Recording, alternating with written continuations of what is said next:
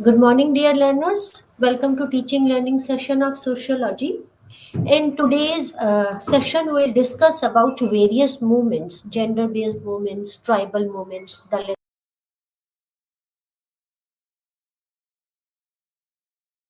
The dictionary meaning of gender is classification of objects roughly corresponding to two sexes, as well as the properties of those two sexes. When we classified the objects on the basis of their sex, on the basis of their physiology, on the basis of their biology, then that is known as sex. And when we classify the object into two sexes on the basis of the attributes which was created by the human beings or by the culture, then that is known as gender, right? So the dictionary meaning of gender is classification of object roughly corresponding to the two sexes, as well as properties of the two sexes.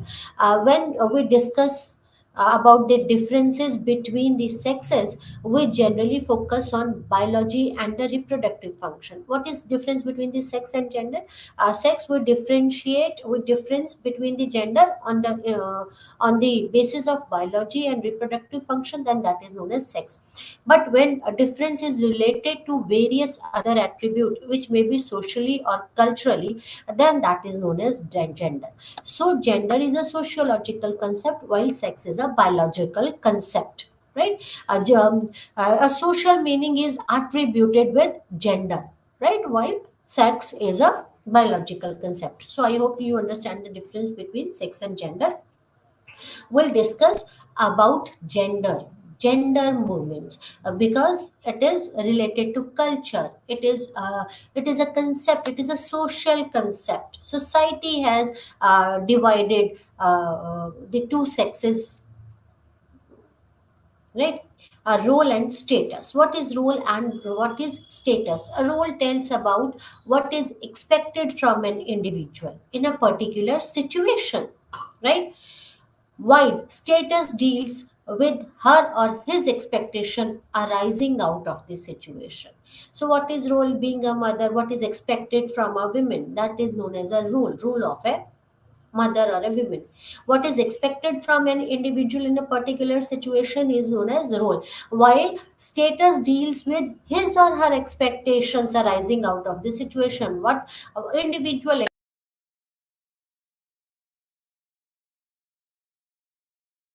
was status deals with rights. So roles is duties and obligations, that is what is expected from an individual, and status is what an individual expects from the situation, that is it is related to the with rights, right? A women movement in India. Um, Desai N, in her work From Accommodation to Articulation, Women's Movement in India, critically examined the disturbing aspects of social situation in India. In her studies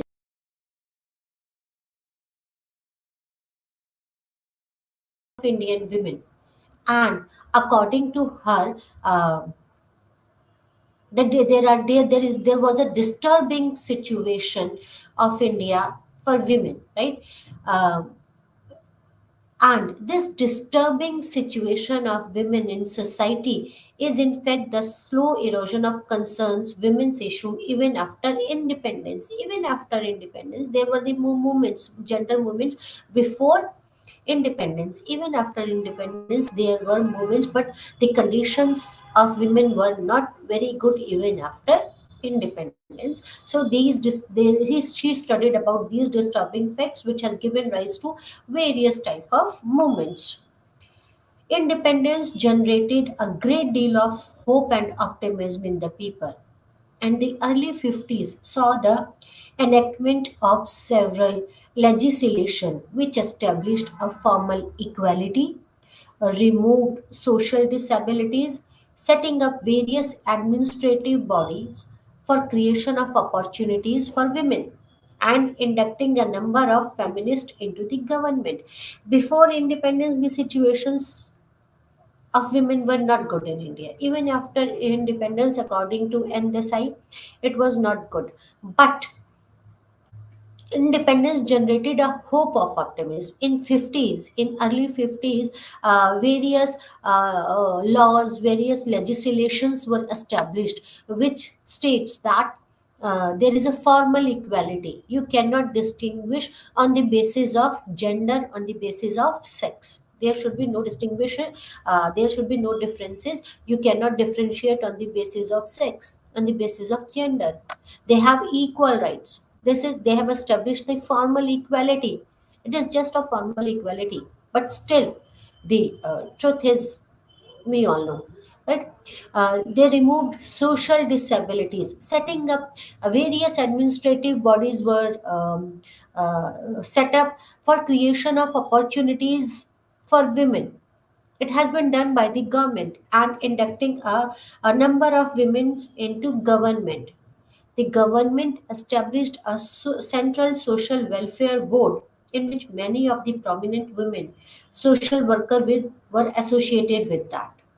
And several voluntary organizations and women associations began to rely on the grant received from the board. As a result, lost their spirit and vigor of pre-independence phase. Thus, no effort was made to increase the earning power of the women. Before independence, tribal that women gender-based movement were there. They were vigorous movement. But after independence, various laws were enacted. Right, many administrative bodies were formed, and women were induced in the government. This has been done by the government, and the government has established a central social welfare board, and many voluntary organization, women organization, right? They started receiving the grant from government, and because they vigor and spirit for gender movement, so it impacted their movement, right? At that time, the women development was thought to be confined to the education, social welfare, and health by the Planning Commission. According to Planning Commission, they considered if women is educated, their social welfare and the health, if it has been these are the parameters for women's development. As per Planning Commission, the various parameters for women development at that time were education, social welfare, and health. The order of priorities to the fourth plan has been education, the health, and the social welfare, because it was generally assumed that all other program will benefit the women directly or indirectly. Other will benefit the directly or indirectly. Education, health, and social welfare, these were the parameters up to the fourth plan. And they considered that other programs will benefit women directly or indirectly. So this was the situation, right? Movement that started in 1970s were different from predecessors. See, there were various gender-based movement even after independence, or before independence too. But this movement which started at 1970, it is different from other movements. Why it is different from other movement? Because it grew out of a number of radical movement of time. The most interesting women for feminists were Shada and anti-price agitation in Maharashtra, and Self-Employed Women Association and Nav Nirman in Gujarat. So these were the movement, Shada movement and the anti-price agitations started in Maharashtra, and Self-Employed Women's Association and Nav Nirmana in Gujarat.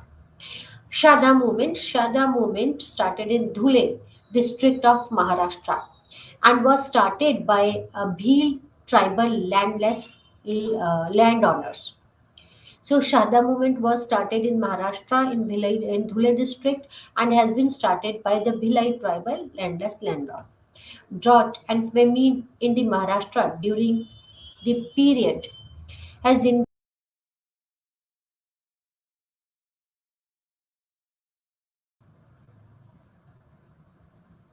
which was already created by the increased rate of sharecropping, land alienation, extortion of money, right? And these conditions contributed to rising of militancy among the Bhils because they were landless owners. Then famine and drought. Then they don't have lands, and they had to share their crops, right? And then that zamindar then the zamindar extort money from them. All these conditions led to the militancy among the Bhils, and the Shada movement began as a folk protest in late 1960s. It took more militant campaign thrust when the New Left joined the movement in early 1970s and helped the Bhils form an organization, the Shramik Sangathan,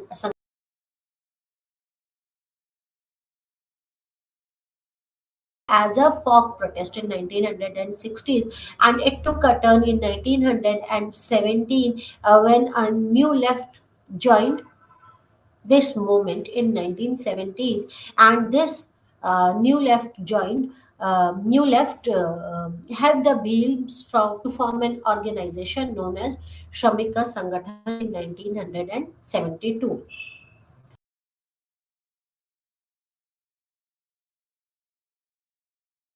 Then the men. And as their militancy grew, they began to take direct action on issues specific to them as a women, such as the physical violence associated with alcoholism.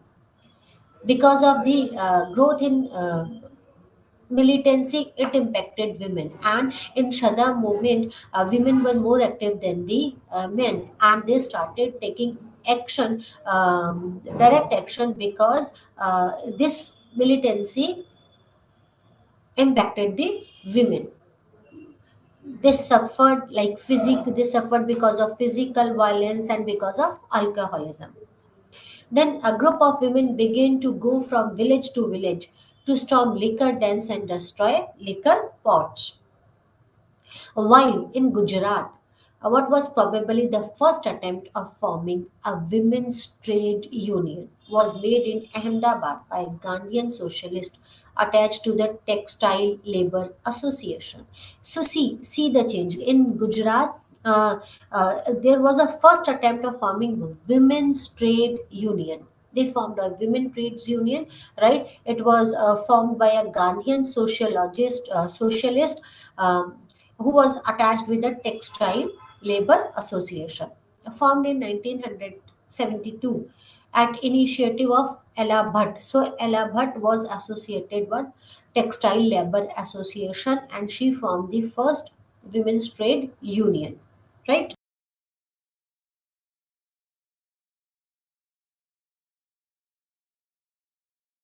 Association was an organization of women who worked in the different trades in informal sectors but shared common experiences of extremely low earnings. So Seva is a group of women. It's an organization of women who worked in the different trades, who worked in the different sectors, but their problems were same. The problems like low earnings, very poor working condition, harassment from authorities, and lack of recognition of their work as a social useful labor. So from various social sector, from various informal social sectors, women came together and formed a group known as Seva, that is self-employed women's association, right? So Seva was formed in 1970s. Conditions of drought and famine in the rural area of Maharashtra in early 1970 led to a sharp rise of price in urban area. In 1973, Mrinal Gore, the Socialist Party, and Ahilya Rangekar of Communist Party of India, Marxist CPIM,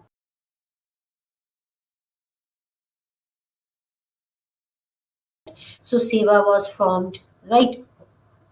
Then first women trades union was formed during 1970s, and Shada movement was there, in which women were more active than the men, right? And then Mrinal Gore and Ahilya Rangekar, they together form United Women Enterprise Front. So that is how the movement in 1970s differ from their predecessor movements, right? This anti-price movement, this anti-price rise front mobilized the women of the city against inflation. They campaigned rapidly, their campaign become a mass women's movement for consumer protection, and its members demanded the government to fix prices and distribute essential commodities. Because of rise in the prices, they protested against the inflation, and this became a mass movement. This movement became a mass movement for consumer protection, and they demanded from the government to fix and distribute the essential commodities. Soon after, the movement spread to Gujarat, where it was known as Navnirman movement of 1974. Navnirman, originally a student movement against the soaring prices, corruption, and black marketing, became a massive middle class movement joined by thousands of women. It took the police to use some forces, right? So this movement that was started by Mrinal Gore and Ahilya Rangekar, that is anti-price rise front, that while this movement spread to Gujarat, it is known as Nav Nirman movement and is taken up by the students and various middle class families and middle class or a massive middle class. It joined this movement, and especially the women joined this movement against the price rise or against the inflation, right? The 3 months of subdue of Navnirman movement, and between 90 and 100 people were killed because police used some force, the government used some force against these movements, and there were some casualties, right? In the same year as Navnirman movement developed and was subdued, the first women's group associated with contemporary feminist movement was formed in Hyderabad. So, while this Navnirman movement developed and subdued, in the same year, there was a development. There was a formation of a new first women's group association with contemporary feminist in Hyderabad, comprising women from Maoist movement. The progressive organization of movement exemplified the rethinking within the left. As in the Shada movement, most women stressed the existence of gender operation and the organized women against it.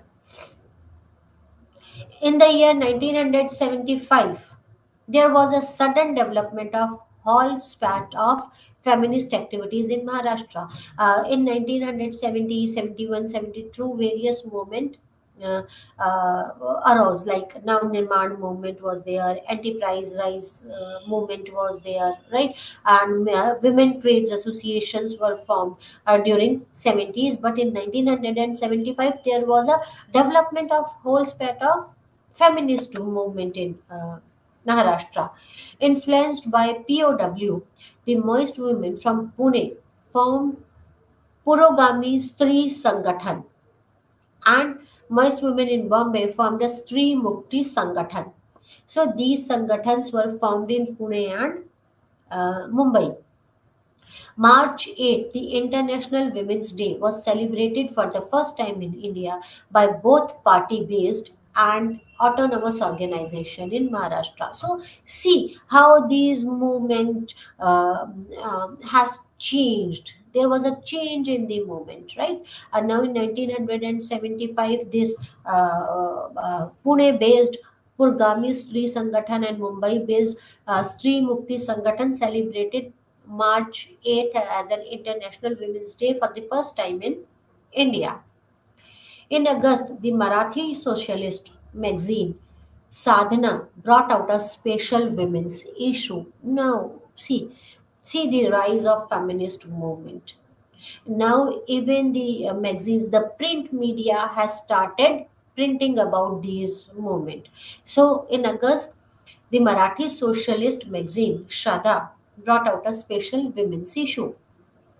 In September, Dalit and Socialist organized a special conference of Devdasis, and in October, a number of organizations that had developed out of Maoist movement, such as Lal Nishan Party and the Shramik Sangathan, organized a United Women's Liberation Struggle Conference in Pune. So, a print media started printing about these movements, about the position of women in India, right? And various organizations, various parties started. They have started taking various types of the steps related to women. A conference was organized in the Pune on a year, that is on the United Women's Liberation Struggle, right? So various conferences, seminars were organized, and print media started printing about feminist movement and about the condition of women in India. In late 19th century, under the leadership of Jyotiba Phule, Dalit had also taken up women's right to education, against Parda Pratha and widow remarriage. So Jyotiba Phule played a very important role. Right. So under the leadership of Jyotiba Phule, the Dalit women have also have taken up the issues like educations of Dalit. They started a movement against the Parda Pratha, and they struggled for the widows' remarriage. Jan Vedana, a Dalit Marathi newspaper, brought out a special women's issue entitled "In the Third World, Women Hold Up Half the Sky." A slogan borrowed from the Chinese Revolution to make clear its departure from the First World feminism. So, print media started printing about these movements. Women from the Dalit movement formed an intriguing new group called Mahila Samta Sainik Dal. So even the Dalit women started participating in these type of movements, and they formed a group. The declaration of state of emergency in 1975 interrupted the development of baby birth women's movement. So 1975, this emergency interrupted these movements, impacted these movements. Then again, after emergency, these movements started, but in a different way. Right? Early feminist campaign. The distinguished feature of new women's group were that they declared themselves to be feminist. Even after emergency, a new era of this gender movement started, and they declared themselves to be feminist. The only party based women's organization to be formed in late 1970s was Mahila Dakshata Samiti, which was founded in 1977 by socialist women in the coalition of Janata Party. So, with coalition of Janata Party, Mahila Dakshata Samiti was founded. Some feminists were critical to party practices but believed that party could enact valuable reform and fulfill the feminist aim. Others were critical to get affiliated with the affiliations of with the political parties. They were critical for the political parties. So after emergency, a new area of gender development has started. Gender movement has started, and they declared themselves as a feminist. And the first in 1977, the group was formed that was known as Mahila Dakshta Samiti with coalition of the Janata Party. Few women were there. Some feminists were against this, and some were with this step. Though the feminist campaign in late 1970s and 80s were dominated by city-based groups, a similar growth of feminist consciousness had taken place in certain rural movements. So, after this, in late 1970s and 80s, these movements were dominated by city-based groups.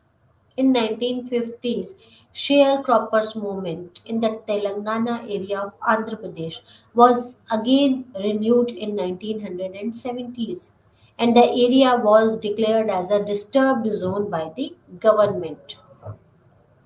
So now the movement against dowry. They started a movement against dowry. The first campaign of contemporary Indian feminist movement were against dowry and rape. So this was the first movement of contemporary Indian feminist movement, and it was against the dowry and rape. Protests against dowry were first organized by the Progressive Organization of Women in Hyderabad in 1975. See, in 1975, the first movement was organized by POW against dowry. After lifting of emergency, the movement against dowry started in Delhi. The time it was against violence inflicted upon women for dowries, especially against the murder and abetment to suicide. So, this was the first movement started after emergency. The Mahila Dakshta Samiti, which was formed with coalition of Janata Party, was the first women's organization in Delhi's contemporary feminist movement to take up the issue of dowry and dowry harassment. It was Stree Sangharsh, a fledgling feminist group founded in 1979 that drew a public attention to dowry related crimes. So, these dowry related movements started in 1975. The first movement started in Hyderabad in 1975 after the emergency.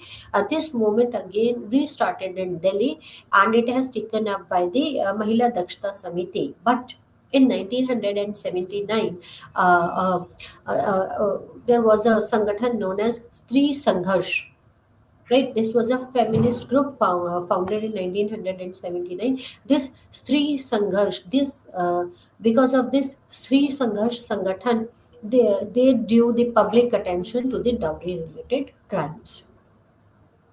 On 1st June 1979, that drew public organized demonstration against the death of Tarvinder Kaur, a young woman from Delhi who had left to a deathbed statement saying that in-laws had killed her because her parents could not fulfill the demands, ever increasing demands of her in-laws. So it was because of these contemporary feminist group, they started a movement against dowry, and in 1979 the first public demonstration was organized because of death of Tarvinder Kaur because of this dowry. The demonstration was widely reported by national press. Now, even national press joined the hands with these movements, with these groups. And in next few weeks, there was a spat of demonstration against dowry death. One of the biggest ones, led by Nari Raksha Samiti, on 12th June through the alleys of Old Delhi. On 12th June, again, a biggest rally was organized by the Nari Raksha Samiti. Many families began to lodge complaints with police against the harassment of their daughters by their in-laws for more dowry. See the change. Because of these movements, many parents came forward to lodge complaint against their daughters' in-laws. Campaign against dowry death gradually began to taken up by neighborhood groups, teachers associations and the trade unions. So neighborhood teachers association and trade union joined their hands. In 1980s, a year after anti-dowry agitation began, the government passed a law against dowry related crimes that recognized abetment of suicide because of dowry demand as a special crime and made a mandatory police investigation into them and of any women within the 5 years of marriage. And because of these movements, a law has been anti-dowry, a law has been passed, law against dowry has been passed. And according to this, it is mandatory for police to investigate these types of death. If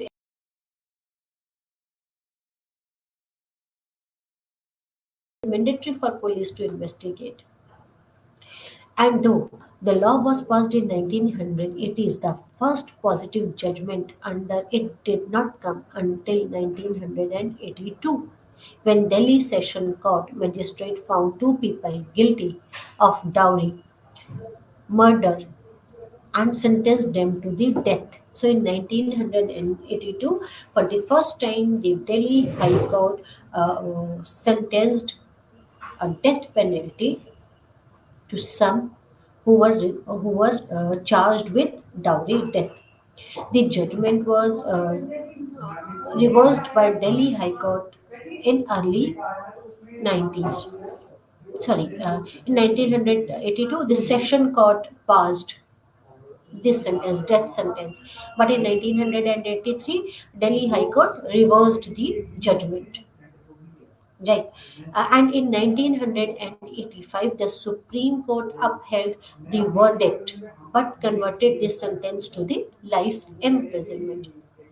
So it was in 1982.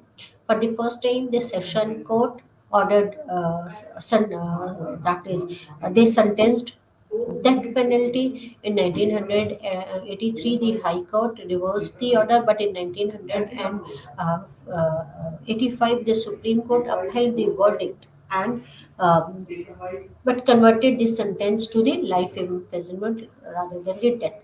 In December 1983, the criminal law, the Second Amendment Act was passed, which made cruelty to a wife a cognizable, non-bailable offence, punished up to 3 years imprisonment and fine. The Act also redefined the cruelty to include mental as well as physical harassment. So, after this dowry law in 1983, the Second Amendment was there in the criminal law, and this act was passed, and they made that the cruelty to wife a cognizable and a non-violable offense. In addition, Section 113A of Evidence Act was amended so that court could draw an inference of abetment to suicide. Finally, the Act amended the Section 174 of Criminal Procedure Law, requiring a post-mortem examination of the body of a woman who died within the 7 years of her marriage. So, the laws against against the dowry was formed, and after this, there were several amendments were made. Right. Now, the agitation against rape. What is the agitation against rape? A few months after the campaign against the dowry related crime begins the agitation against the rape. It started with campaign against a police rape. When a new feminist group were formed in early 1970s, they were already familiar with categories of police and landlord rape. The issue of police rape achieved a new significance in 1978, just as feminist groups were in the process of formation through an incident in Hyderabad. Because of some incident in Hyderabad, this police rape achieved a new significance in 1978. 22,000 people went to set up their roadblock, cut the telephone wires, stoned the buildings, and set fire to some bicycle in the compound because of the issue in the Hyderabad.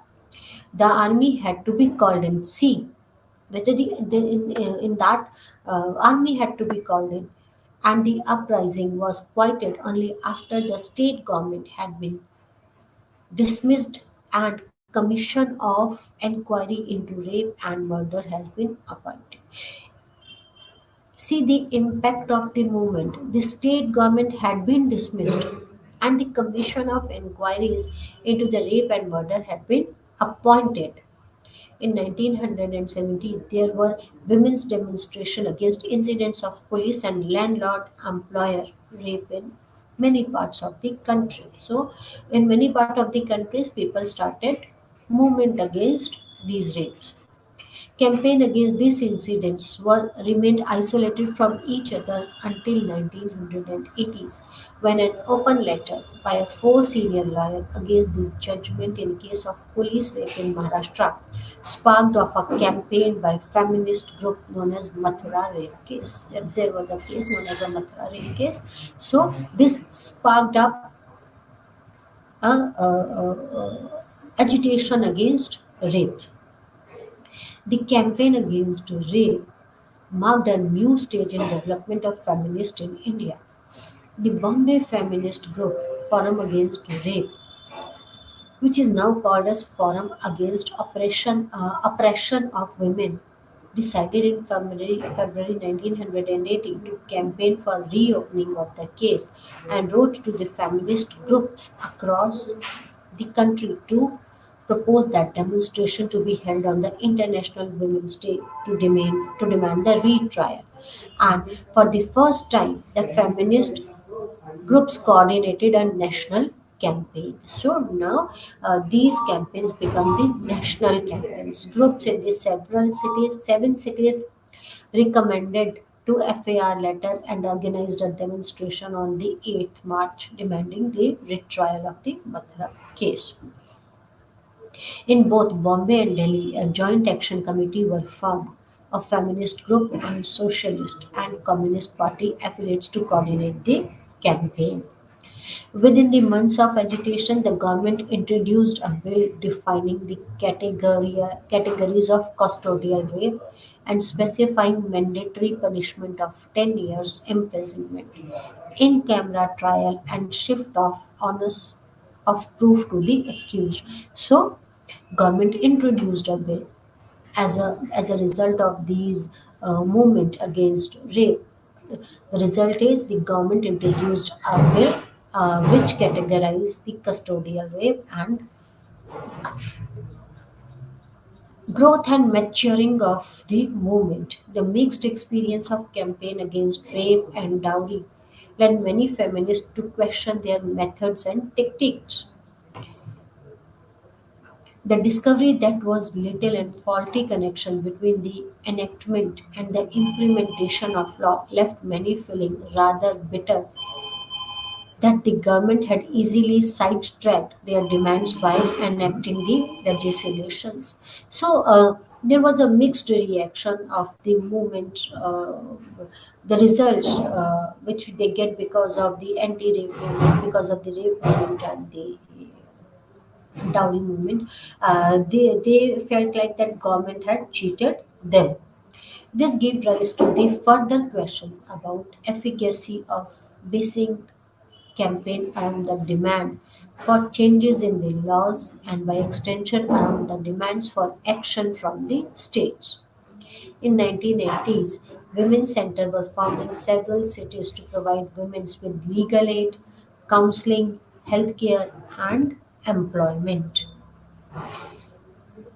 In 1980s, early 1980s, feminism had branched into series of activities ranging from the production of literature, audiovisual material to slum improvement work, employment generation schemes, higher education, and the trade union. Right.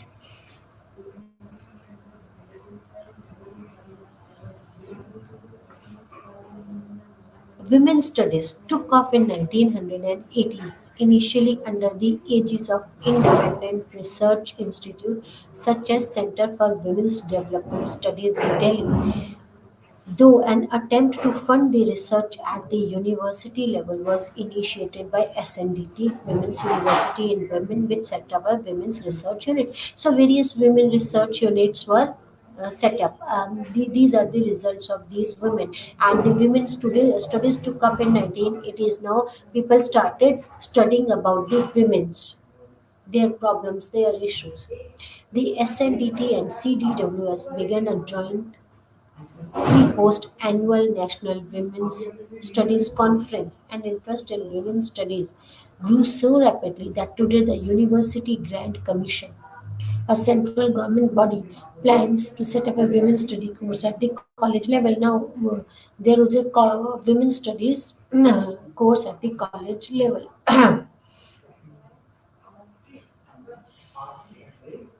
In some countries, homosexuality is regarded as a crime. It is illegal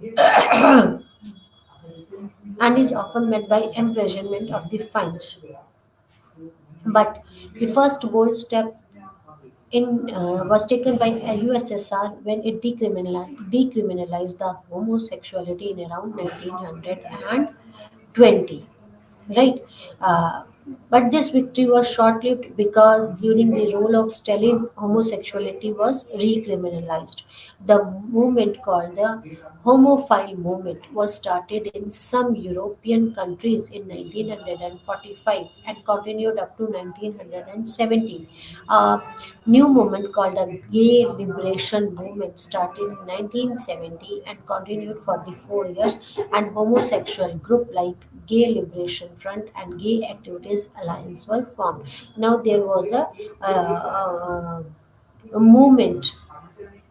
There was a movement by the LGBT community, and this bisexuals started gaining prominence in LGBT movement in 1970s. National Bisexual Liberation Group was formed in the New York, representing the bisexuals, right? Homosexuality was considered as an illness across the world, but in 1979 Sweden became the first country in the world to remove homosexuality as illness. In modern India, Sakuntala Devi was the first to publish a study on homosexuality in 1977. So the homosexuality movement was started in India in 1977, and Shakuntala Devi was the first to publish uh, study on homosexuality. Section 377 of Indian Penal Code talks about the unnatural offences, stating homosexuality is illegal in India. The movement to repeal Section 377 was initiated by AIDS Bhedbhav Virodhi Andolan in 1991. They published an article regarding Section 377 and wanted it to be changed.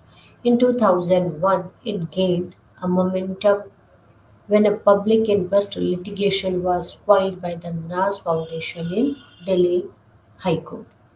For the first time in the history, the third gender was given a recognition and was officially recognized as another gender just as male and females. So in 2001, the third gender got the recognition. Before this, they were not existed. The Honorable Supreme Court of India, in case of National Legal Service Authority, Union of India, in its landmark judgment in 2013, created the third gender status for transgenders. On February 2016, criminalization of homosexuality was reviewed by the Supreme Court. In August 2017, the Supreme Court unanimously ruled that the right to privacy is an inherent and fundamental right under Article 21 in Indian Constitution, providing hopes to LGBT activists. That court would soon strike down Section 377. The court also ruled that person's sexual orientation is a matter of privacy issue. In General 2018, the Supreme Court agreed to refer to a question of validity of Section 377 to a larger bench for examination before October 2018. On 6 September 2018, the Supreme Court of India decriminalized homosexuality, by declaring 377 of Indian constitutional as non-constitutional. There were some challenges to the women's movement, like the issues of personal or regional based or differentiated family laws become controversial for feminists in 1925, and now what is referred to as Shah Bano case. So there were issues like because of the personal and religion based and differentiated family law, it became controversial. In India, personal law falls under the purview of religion, though individual can choose secular alternatives. This choice is, however, circumscribed. Right? A woman married under the Muslim or a Hindu law cannot seek a divorce or alimony under secular law. She has to abide by what is offered by the religious law by which she or he is married.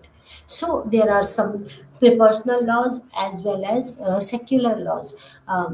One can choose for the secular laws, but in case of women, right, these choices were circumscribed because the women married under the personal law, whether it's a Muslim law or a Hindu law, they cannot seek divorce or alimony under secular law. Neither Muslim nor Hindu personal law entitles a woman to alimony. Under Muslim law, she is entitled to return of her gift, that is known as meher, and under Hindu law, she is theoretically entitled to the gifts that went with her at the marriage, known as Stri Dham. Tribal movements. Tribal movements.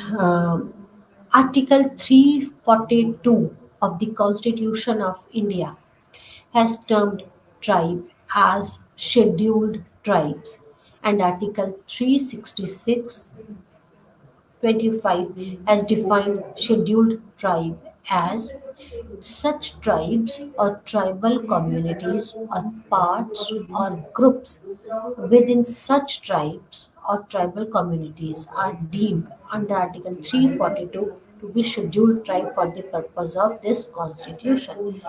Right? There are two categories of scheduled tribe. There are the frontier tribes and the non-frontier tribes.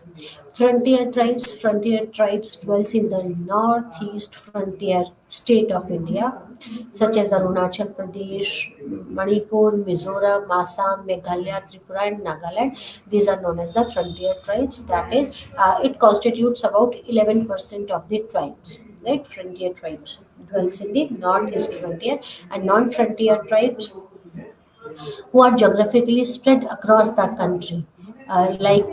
Their concentration is high in the states such as Madhya Pradesh, Rajasthan, Gujarat, Odisha, Bihar, Lakshadweep, Dadra and Nagar Haveli.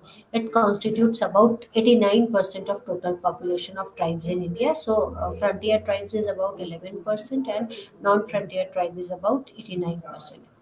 Both these categories of tribes are ecologically cut off from the mainstream society to a certain extent and demographically inhabited at proximity environs relying more on the land and the forest resources. So these categories are ecologically cut off from the main society and they rely on the land and the forest land and the forest resources for their survival.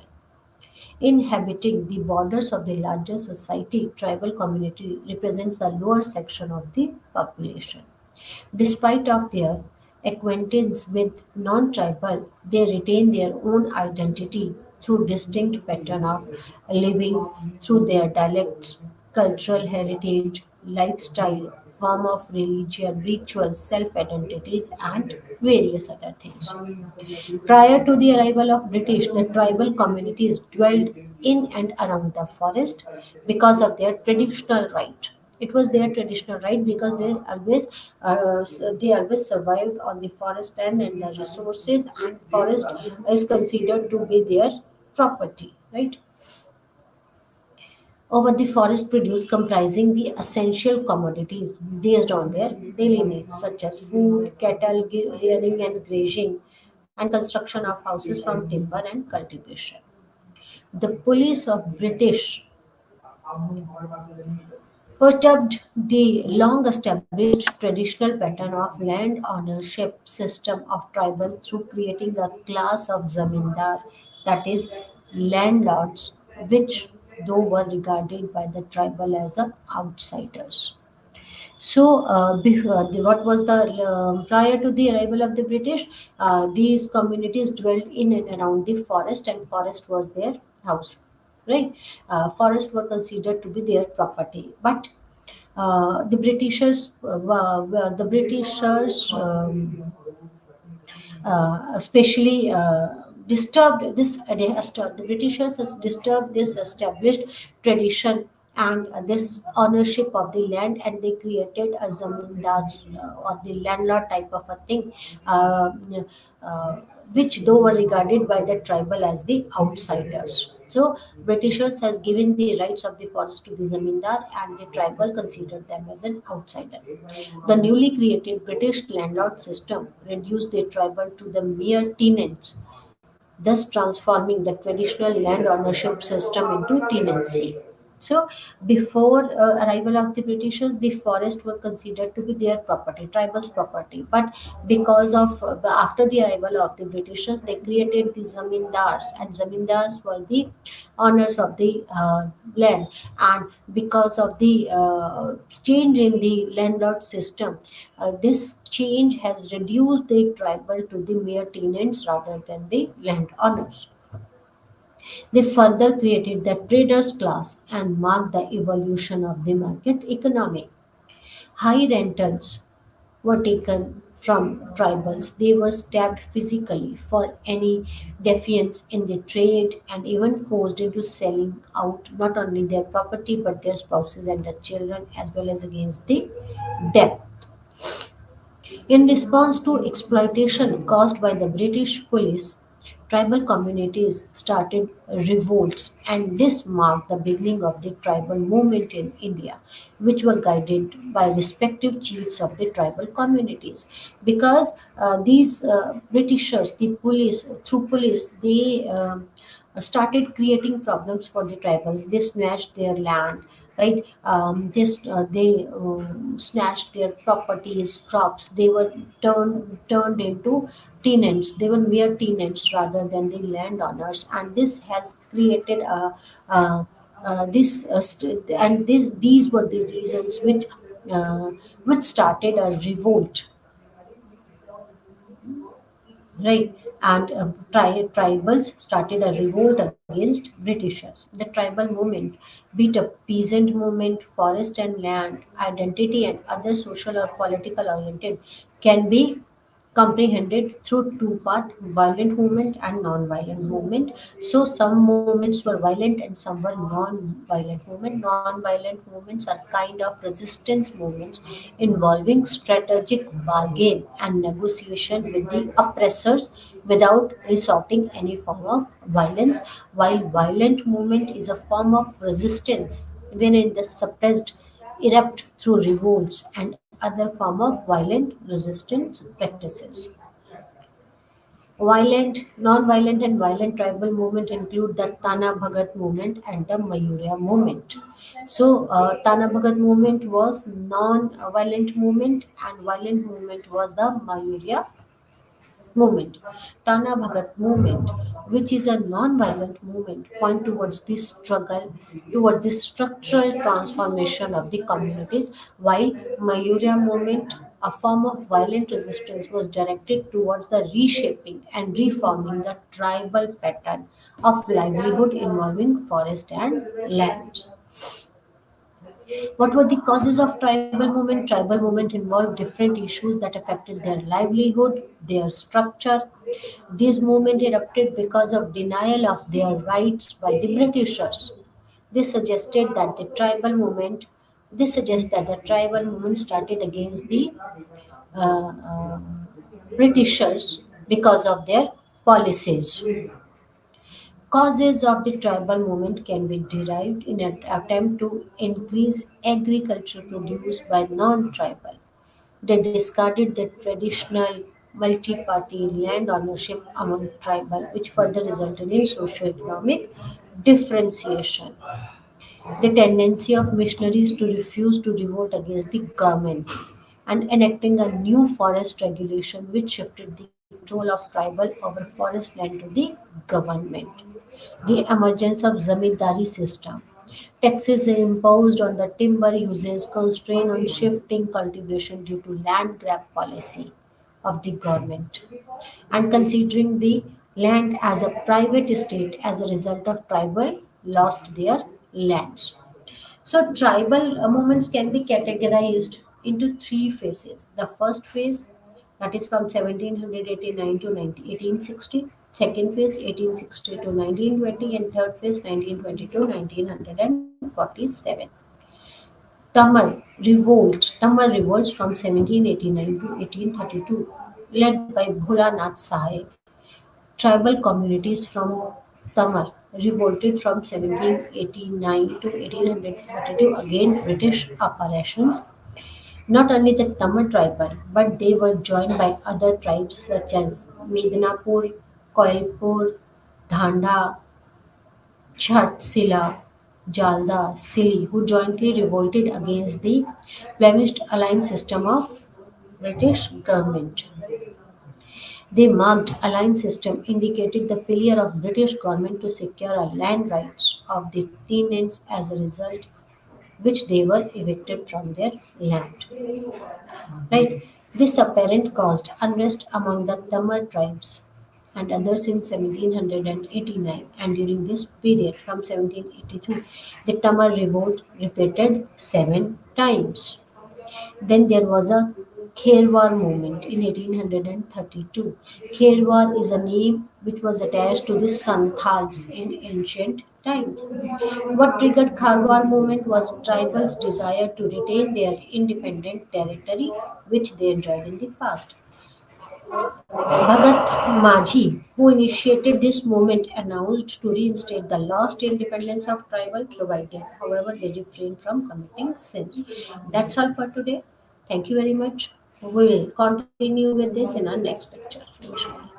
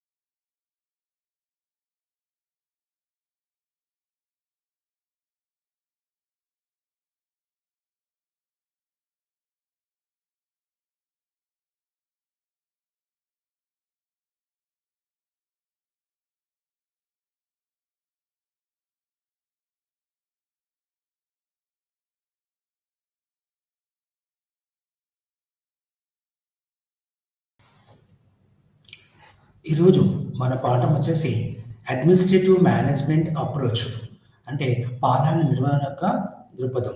ఈ యొక్క దృక్పథానికి Henry Fayol, Luther Gulick, Lyndall Urwick, J D Mooney, Reiley మరియు Mary Parker Follett వీరి యొక్క గురించి మనం ఈరోజు తెలుసుకుంటాం. మొట్టమొదటిగా హెన్రీ ఫెయల్ ఇతను నిర్వహణ దృక్పథానికి ఆద్యుడు. ఇతను నిర్వహణ దృక్పథానికి పితామహుడుగా చెప్పుకుంటారు. ఇతను ఒక 1841 సంవత్సరంలో ఒక మధ్యతరగతి కుటుంబంలో పుట్టి ఇతను ఒక మైనింగ్ ఇంజనీరింగ్ డిపార్ట్మెంట్లో ఒక అప్రెంటిస్గా చేరాడు. అయితే ఇది 1960లో ఒక ఇంజనీరింగ్గా ఆయన మైనింగ్ డిపార్ట్మెంట్లో చేరాడు. 1980లో ఆ సంస్థకు మేనేజింగ్ డైరెక్టర్గా ఉన్నాడు.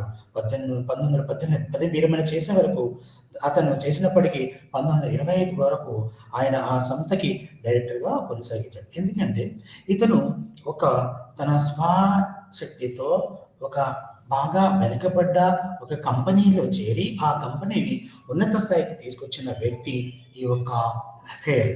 ఈ యొక్క హెన్రీ ఫెయల్ తన యొక్క జీవితంలో తన యొక్క దీనికి నిర్వహణ దృక్పథంగా మనము చెప్పుకుంటాం. నిర్వహణ బుద్ధం. ఇతను ఒక ఆడమ్ స్మిత్ పని విభజన మరియు భావన ఫెయల్ యొక్క నిర్వహణ దానికి పునాదిగా చెప్పబడుతుంది.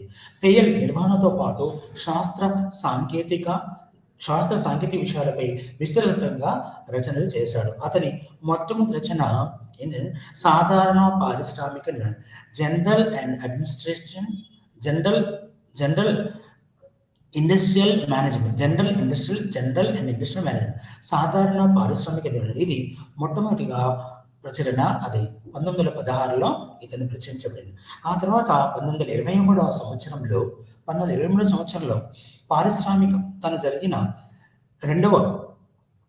ప్రపంచంలో జరిగిన రెండవ పరిపాలన అంతర్జాతీయ మహాసభలో అతను సమర్పించిన ఒక పత్రం ఉంది. దాని పేరు the theory of administration in the state అనే పరిశోధన పత్రం ప్రభుత్వ పాలన శాస్త్రానికి ఇది విశిష్టంగా తోడ్పడింది. హెన్రీ ఫెయల్ మౌలిక భావాలు 6 రకాలు. ఒకటి తను ఇది ఎందుకు తీసుకున్నంటే ఇండస్ట్రియల్ అండర్టేకింగ్ అనే పుస్తకం నుండి 6 భావాలను చెప్పాడు. ఒకటి సాంకేతిక కార్యకలాపాలు. ఇది ఉత్పత్తి, తయారీ, అన్వయింపు. మొట్టమొదటిది సాంకేతికంగా ఒక వస్తువును ఉత్పత్తి ఎలా చేయాలి, దాని యొక్క తయారీ ఏంటిది, దాని యొక్క అన్వయింపు అంటే అది ఎక్కడికి పంపించాలి అని చెప్పాడు. రెండవది వ్యాపార కార్యకలాపాలు. ఇది కొనడం, అమ్మడం, మార్పిడి చేయడం. ఏ వస్తువైనా వ్యాపారం అమ్ముతుంటే దాన్ని కొనాలి అంటే రా మెటీరియల్ కొనాలి. చేసిన తర్వాత ఆ కొన్న రా మెటీరియల్ను ఒక వస్తువుగా తయారు చేసి అమ్మాలి. అమ్మకాలు, మార్పిడి చేయాలి. ఇది ఆ సంస్థ యొక్క పరిజ్ఞానానికి ఎంతగానో ఉపయోగపడుతుంది. అలాగే దీనికి పోటీదారుల స్థాయి, దూరదృష్టి, ధర నియంత్రణ మొదలైనటువంటివి వ్యాపారం అన్నప్పుడు పోటీ ఉంటుంది. పోటీ అన్నప్పుడు ఎక్కువ తక్కువ ధరలో ఉంటాయి. ఏ వ్యక్తి అయినా వినియోగదారుడు తక్కువ ధరకు చూస్తాడు, మంచి ఒక వస్తువును ఉత్పత్తి కొన్నాడని ప్రయత్నం చేస్తాడు. అలాగే నేడు ఈ యొక్క జీవన విధానంలో మూడవది వచ్చేసి ఆర్థిక కార్యకలాపాలు. అంటే మూలధనం సేకరణ మరియు అన్వేషణ. మూలధన సేకరణ అంటే ఏ వ్యవస్థ అయినా నేడు ప్రపంచంలో ఉన్న ప్రతి ఒక్క వ్యవస్థ కూడా మూలధనాన్ని సేకరిస్తుంది. ఏ వ్యవస్థనైనా, ఏ పారిశ్రామిక వ్యవస్థ అయినా దానికి మూలధనం అవసరం. ఆ మూలధనంతోని ఉద్యోగులు, పరిశ్రమకు కావలసిన ముడి సరుకులు, పరిశ్రమ లేదా యంత్రాలకు విస్తరించిన దాని ధనం రిజర్వ్ చేయాల్సి ఉంటుంది, యంత్రాలకి మరియు ముడి సరుకులకి. అలాగే అన్వేషణ. ఒకవేళ ఏదన్నా ముడిసరుకు దొరకకపోతే దాని యొక్క ముడిసరికి ఎక్కడ ఉంటుంది, లేదా దాని యొక్క మనకు ఆర్థికంగా సహకరించడానికి ఆర్థికంగా ఎవరైతే ఇస్తారో వాటి యొక్క ఆర్థిక అన్వేషణ కూడా చేయాల్సి ఉంటుంది. అంటే ఆర్థిక నిర్వహణ ఉపయోగపడుతుంది ప్రతి ఒక్క వ్యవస్థకి. 4వది వచ్చేసి భద్రతా కార్యకలాపాలు. ఇది ఉద్యోగులు, ఆస్తుల రక్షణ. భద్రతా కార్యకలాపాల్లో ఒక మంచి ఉద్యోగులను మంచి ఒక ఉద్యోగిని వదులుకోవడం ఎంత మంచిది కాదో, అలాగే వ్యవస్థ ఒకవేళ ఒక ఉద్యోగి తన యొక్క అనుభవంతోని వదులుకున్నాడు అనుకో, అప్పుడు ఆ వ్యవస్థ కొత్త కొత్తగా వచ్చే ఉద్యోగికి మళ్ళీ ట్రైనింగ్ ఇచ్చి మళ్ళీ సమయము మరియు ధనము వృధా అవుతుంది. కాబట్టి ఆ ఉద్యోగులను కాపాడుకోవాలి. అలాగే ఆస్తులను, ఆ వ్యవస్థ యొక్క ఆస్తులను ఎలా అంటే గాలి, నీరు, వివిధ ప్రకృతి వైపరీత్యాలు అంటే అగ్ని మరియు నీటి ఏదైనా ప్రకృతి వైపరీత్యాల నుండి కాపాడుకోవడానికి ఈ యొక్క భద్రతా కార్యకలాపాలు ఎంతో అవసరం. అంటే ఉద్యోగులను మరియు ఆ యొక్క పరిశ్రమ యొక్క ఆస్తులను కాపాడుకోవాల్సి ఉంటుంది. ఐదవది అకౌంటింగ్ కార్యకలాపాలు అంటే స్టాక్ లెక్కింపు, లాభ నష్టాలు మరియు ధరలు మరియు గణాంకాలు. అంటే ఇక్కడ ప్రతి వ్యవస్థకు ఏమిటంటే గణాంకాలు ఉంటాయి, లెక్క పెడతారు. ఎంత స్టాక్ ఉంది, ఎంత నష్టం వచ్చింది, ఎంత లాభాలు వచ్చాయి, వాటి యొక్క ధరలు ఎలా ఉన్నాయి, ఇవన్నీ కూడా ఒక చక్కటి సమర్థవంతమైన అకౌంట్ వ్యవస్థ ద్వారానే వీటిని ఉపయోగించవచ్చు. అలాగే అకౌంటింగ్ కార్యకలాపాలు, ఐదవది వచ్చేసి అకౌంటింగ్ కార్యకలాపాలు, స్టాక్ లెక్కలు, లాభ నష్టాలు, ధరలు. అలాగే ఆరవది నిర్వహణ కార్యకలాపాలు. ఇది ఎన్ఎఫ్ఐఎల్ యొక్క అతి ముఖ్యమైన భావనలు ఇది దీన్ని పోక్ అని అంటారు. POCCC, planning, organisation, command, coordination, control. ఇది తెలుగులో ప్రణాళీకరణ, వ్యవస్థీకరణ మరియు ఆజ్ఞ, సమన్వయం మరియు నియంత్రణ. ఇవి ప్రతి వ్యవస్థకు హోదా ముఖ్యం. ఎట్లనైతే ఒక హోదాతోని ఒక ముఖ్య అధికారి ఉంటాడో, ఆ ముఖ్య అధికారి ఈ 5 సాధారణ నియమాలుగా చెప్పబడతాయి. ఈ సాధారణ నియమాలను అధిక సమయాన్ని విధుల నిర్వహణ కోసం వెచ్చిస్తారని పేర్లంటారు. అంటే ఉన్నత శ్రేణులు ఉన్నవారు కింది స్థాయిలో ఉన్న వారి కంటే అధిక సమయాన్ని విధుల నిర్వహణ ఇస్తారు. వీటి ద్వారా నిర్వహణను మనం చెప్పుకోవచ్చు. మొట్టమొదటిగా ప్రణాళీకరణ సక్రమంగా, క్రమబద్ధంగా ఒక వ్యవస్థను పని జరగటానికి ఉపయోగించడానికి చక్కటి ప్రణాళిక అవసరం. ఇది స్వల్పకాలిక, దీర్ఘకాలిక ఉంటాయి. అలాగే దీని యొక్క ప్రధాన లక్ష్యం భవిష్యత్తు దృష్టిలో పెట్టుకొని కార్యాచరణ పథకంగా దీన్ని ఉపయోగించవచ్చు. అలాగే నెక్స్ట్ వచ్చేసి వ్యవస్థీకరణ అంటే వ్యవస్థ అనేది ఒక పరిశ్రమ లేదా ప్రభుత్వ సంస్థగా చెప్పవచ్చును. దీనికి యంత్రాలు, ముడి పదార్థాలు, వ్యవస్థకు కావలసిన వివిధ విషయాలు. ఒకటి ముడి పదార్థాలు, యంత్రాలు, మూలధనం, ఉద్యోగస్తులు అవసరమవుతాయి. ఇవన్నీ ఉంటేనే వ్యవస్థీకరణగా చెప్పవచ్చును అని వ్యవస్థకి 2 రకాలుగా విభజించడు. ఒకటి మానవ వనరుల వ్యవస్థ, రెండవదిగా వ్యవస్థ నిర్మాణం, నాయకత్వం, ఉద్యోగులుగా చెప్పవచ్చును. ఈ 2 కూడా వ్యవస్థకు మూల స్తంభాలు లాంటివి. అయితే ఈ వ్యవస్థ అనేది ఎలా పనిచేయాలంటే శాస్త్రీయంగా, హేతుబద్ధంగా ప్రణాళికలు తయారు చేయడం, వాటిని ఖచ్చితంగా అమలుపరచడం. ఇది వ్యవస్థ యొక్క మొదటి లక్ష్యం. రెండవది మానవేతర వనరుల వినియోగాన్ని, వ్యవస్థ వనరులను అవసరంగా, అనుగుణంగా వీటిని ఉపయోగించుకోవాల్సిన అవసరం ఉంటుంది. ఇక మూడవది వచ్చేసి కమాండ్. మూడవది వచ్చేసి ప్రణాళికరణ అయింది, వ్యవస్థీకరణ అయింది, ఆజ్ఞలు జారీ చేసే కార్యనిర్వాహకులు వ్యక్తిగత లక్షణాల నిర్వహణకు సంబంధించిన సాధారణ సూత్రాలను అతనికి గల పరిజ్ఞానంపై ఆధారపడి ఉంటుంది. పై అధికారి కింది అధికారులకు ఆజ్ఞాపించి ఆ ఆజ్ఞను అనుసరించి వాటిని నిర్వహించవలసి ఉంటుంది. ఆజ్ఞలు లేకుండా ఏ వ్యక్తి కూడా తన పనిని సరిగా నిర్వర్తించలేడు. ఇక సమన్వయం అనేది వ్యవస్థకు అతి ముఖ్యమైన సూత్రం.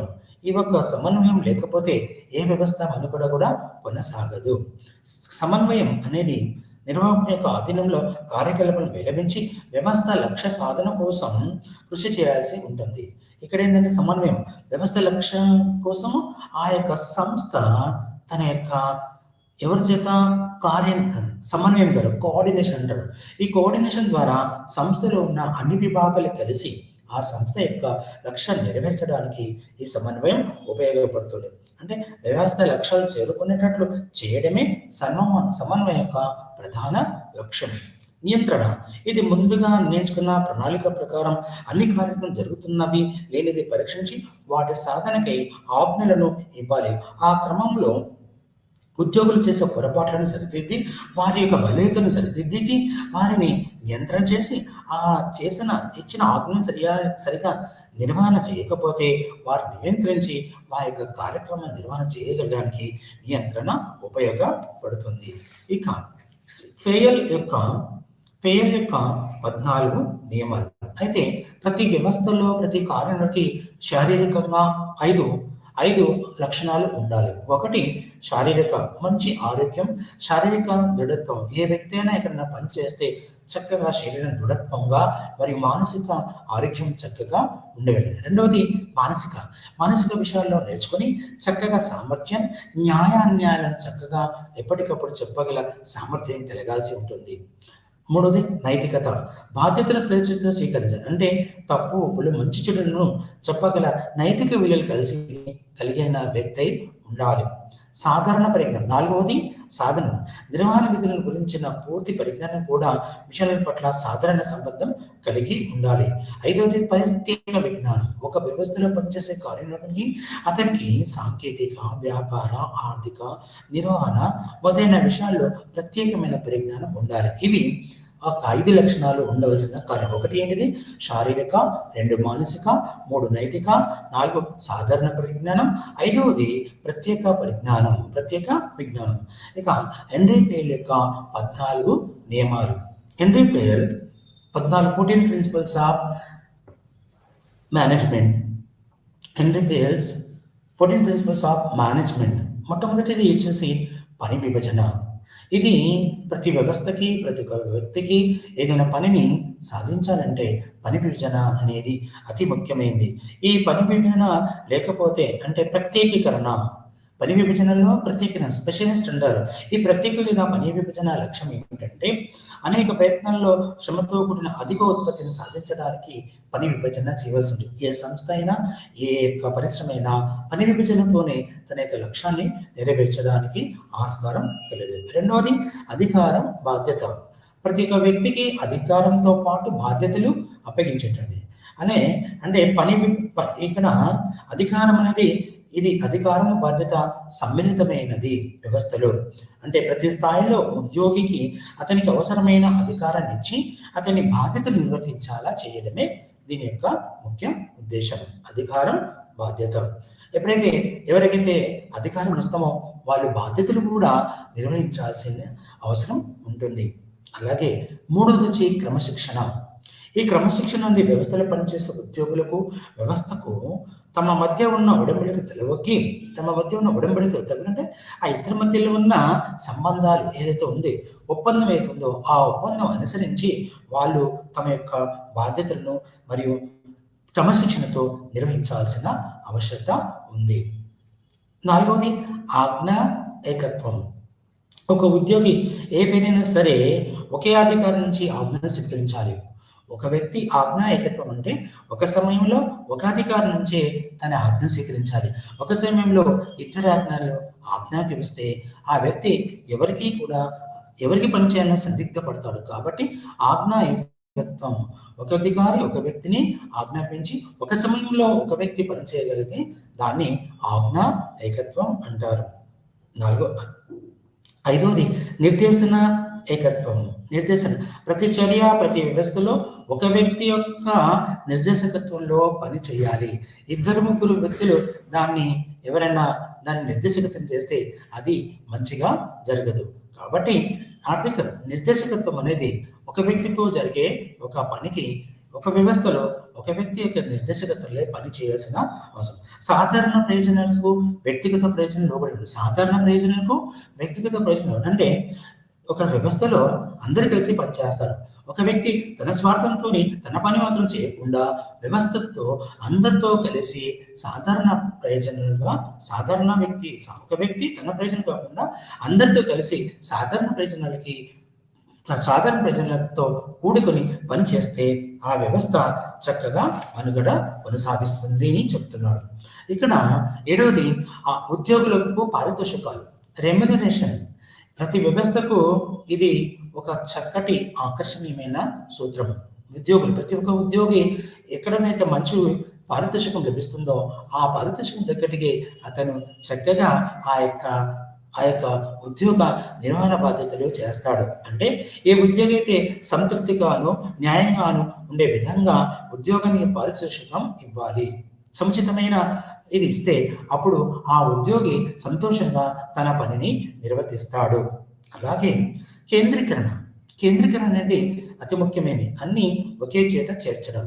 అంటే కేంద్రీకరణ అంటే ఏ స్థాయిలో ఉండాలనేది ఉన్నతోద్యోగులు వ్యాపార పరిస్థితులను బట్టి వారి వారి ఆదాయాలను బట్టి అమలు చేయాల్సి ఉంటుంది. అంటే ఒక చోటే ఏర్పాటు చేయడం కేంద్రీకరించబడినవి. ఇప్పుడు ఒక సంస్థ ఏర్పడిందంటే అన్ని విభాగాలని ఒక చోటే చేస్తే దాన్ని కేంద్రీకరణగా మనము చెప్పవచ్చును. అయితే క్రమానుగత శ్రేణి. ఇక్కడ కేంద్రీకరణ వచ్చే 8వ సూత్రం, 9వ సూత్రం వచ్చే క్రమానుగత శ్రేణి. దీన్ని లైన్ ఆఫ్ అథారిటీ లేదా స్కేలార్ సూత్రంగా చెప్పవచ్చును. అంటే ఒక అధికారి అధీన ఉద్యోగి నుంచి ఉన్నత స్థాయి ఎదుటి దానికి సమయభావం ఉంటుంది. సేమ్ ఒకే హోదా గల వ్యక్తి ఇంకొక హోదా గల అదే సంస్థ ఇంకోటి ఉంటే దాన్ని లైన్ ఆఫ్ అథారిటీ లేదా స్కేలార్ చైన్ గా చెప్పవచ్చును. అంటే A to Z లేకుంటే జీ నుంచి LM వరకు ఉన్న సంస్థలో GLM అంటే ఒక త్రిభుజాకారంలో ఉన్న వ్యవస్థ సమాన హోదా వల్ల వ్యక్తితో గల పనిని నిర్వర్తించడమే దీన్ని స్కేలార్ చైన్ లేదా లైన్ ఆఫ్ అథారిటీగా, అంటే దాన్ని ఒకే స్కేలార్ చైన్గా చెప్పవచ్చు. అధికార రేఖ. ఒకే హోదా కలిగిన వ్యక్తులు చేసుకుంటే ఉన్నత స్థాయి నుంచి మళ్ళీ కింది స్థాయి వచ్చే వరకు సమయం ఆదా అవుతుంది. కాబట్టి ఈ సూత్రం ప్రభుత్వ వ్యవస్థలకు పనికిరాదు. ఇది ప్రైవేట్ వ్యవస్థలకే పనికి వస్తుంది. ఆజ్ఞ, దీన్ని ఆర్డర్ అంటారు. ఇది వ్యవస్థలను ఉద్యోగాలన్నీ క్రమబద్ధంగా విభజించబడి ఆయా విధులకు అనుగుణంగా ఉద్యోగులు నియమించబడి వాళ్ళకి ఆజ్ఞలు ఇచ్చి ఆ ఆజ్ఞ ప్రకారం వాళ్ళు తమ యొక్క విధులు నిర్వహించేలాగా చూడాలి. 11వది సమత. సమత అనేది మన వ్యవస్థలో అతి ముఖ్యమైనది. సమత లేకుండా ఏ వ్యవస్థ కూడా మనుగడ చేయడం కష్టం. అంటే ఇక్కడ స్నేహపూర్వకంగాను మరియు మర్యాదపూర్వకంగాను ఎప్పుడైతే ఆధీన ఉద్యోగులతో సత్సంబంధాలు నెరవేర్చుకుంటామో అక్కడ ఈ యొక్క సమత నెరవేరి ఇద్దరి మధ్యలో ఉద్యోగులు మరియు యాజమాన్యం మధ్యలో సమత ఉండే ఆ సమత మూలంగా ఇద్దరి మధ్య భేదాభిప్రాయం దూరం చేయబడుతుంది. దానివల్ల సంస్థ యొక్క మనుగడ దాని యొక్క అధిక ఉత్పత్తి చేకూరుతుంది. ఉద్యోగి పదవీ కాలం స్థిరత్వం. ఏ వ్యక్తి అయినా పర్మనెంట్ కోరుకుంటాడు, స్థిరత్వంగా ఉండాలనుకుంటాడు. తన ఉద్యోగం పర్మనెంట్ ఉంటుందని ఎప్పుడైతే ఊహిస్తాడో అప్పుడు ఈ యొక్క వ్యవస్థ అనేది చక్కగా పనిచేస్తుంది. తమ విధుల్లో ప్రావీణ్యం సంపాదిస్తారు. ఎవరైతే ఒకే వ్యక్తి ఒక చోట పనిచేయడం మూలంగా తను ఉద్యోగంలో ప్రావీణ్యాన్ని సాధిస్తాడు. అలాగే ఫలితాలు ఉన్నతం. ఒకవేళ స్థానభ్రంశం కలిగిస్తూ ఉంటే అతను తన యొక్క పనిని సరైన విధంగా తన యొక్క బాధ్యతను నిర్వహించకపోవచ్చు. కాబట్టి వ్యక్తిని ఏం లేదు, స్థిరత్వంగా ఉంటే తను పనిలోనూ వ్యవస్థ యొక్క మనుగడ కొనసాగడానికి తను కృషి చేయగలుగుతాడు. ఇక చొరవ ఇనిషియేటివ్, ఇంగ్లీష్లో ఇనిషియేటివ్, చొరవ. ఇది ఉద్యోగుల స్వయంగా ఆలోచించి ఆచరణకు అనువైన ప్రణాళికను రూపొందించడానికి తగిన స్వాతంత్ర్యం ఇవ్వాలి. ఉద్యోగులు ఎక్కడ పనిచేస్తారో వాళ్ళు వ్యవస్థ కోసం స్వతహాగా వాళ్ళు ఆలోచించి ఆ వ్యవస్థ యొక్క మనుగడ సరిచేయించడానికి దాని తన యొక్క రూపురేఖలు మార్చి అత్యున్నత స్థాయికి వెళ్ళడానికి వాళ్ళకు చొరవ ఇవ్వాలి. ఎవరికైనా చొరవ ఉంటేనే వాళ్ళ సన్నిహిత సంబంధాలు ఏర్పాటు చేయబడతాయి. చివరిగా దళోత్సవం అంటే బృందం. ఒక బృందంగా ఒక టీంగా పనిచేస్తే ఆ పని పూర్తవుతుంది. వ్యవస్థలో ఉద్యోగ బృందంలో సామరస్యం ప్రధానమైంది. ఈ సామరస్యం వల్ల ఏర్పడే సంఘటిత శక్తికి సంస్థకు అత్యంత బలాన్ని చేకూరుస్తుంది. కాబట్టి ఇది దళోత్సవం అనేది చివరిది. ఎస్పిరిట్ డి కోప్స్ అనే ఇది 14వ సూత్రం. ఈ సూత్రం అతి ఉన్నతమైంది, అతి ప్రాధాన్యమైంది వ్యవస్థకి. ఇది ఏంటిది? 14వది దళోత్సవం అంటే గ్రూపు. ఒక గ్రూపుకు నాయకుడు, ఆ గ్రూపు కలిసికట్టుగా ఒక టీం వర్క్ ఉంటే ఆ సంస్థ అత్యున్నత స్థాయికి చేరుకుంటుందని చెప్పవచ్చు.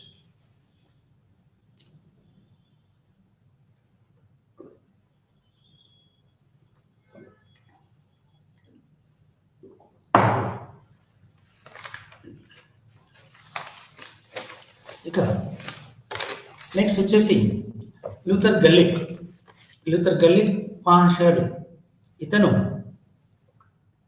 లూథర్ గల్లిక్ మహాశయుడు చెప్పిన పోర్చుడ్ కారు ప్రతి వ్యవస్థకి, ప్రతి సంస్థకి ఎంతో ఉన్నత స్థాయిని చేకూరుస్తుంది. ప్రతి యాజమాన్యం ఏదైతే ఉందో అది తన యొక్క రూపురేఖల్ని అన్ని చేసి చూపిస్తుంది. లూథర్ గల్లిక్ అనేది ఒక వ్యవస్థ. ఆ వ్యవస్థకు ఒక అధికారం, బాధ్యతలు, బాధ్యత మరియు అధికారాలు మరియు నియంత్రణావధి, సమన్వయం మరియు అధికార దత్తత. ఈ 5 విషయాలు చాలా చక్కగా వివరిస్తాడు లిండాల్ బుర్విక్. లూథర్ గల్లిక్ వచ్చేసి పోజిటివ్ కార్పు, లిండాల్ బుర్విక్ వచ్చేసి ఇక్కడ చెప్తున్నాడు.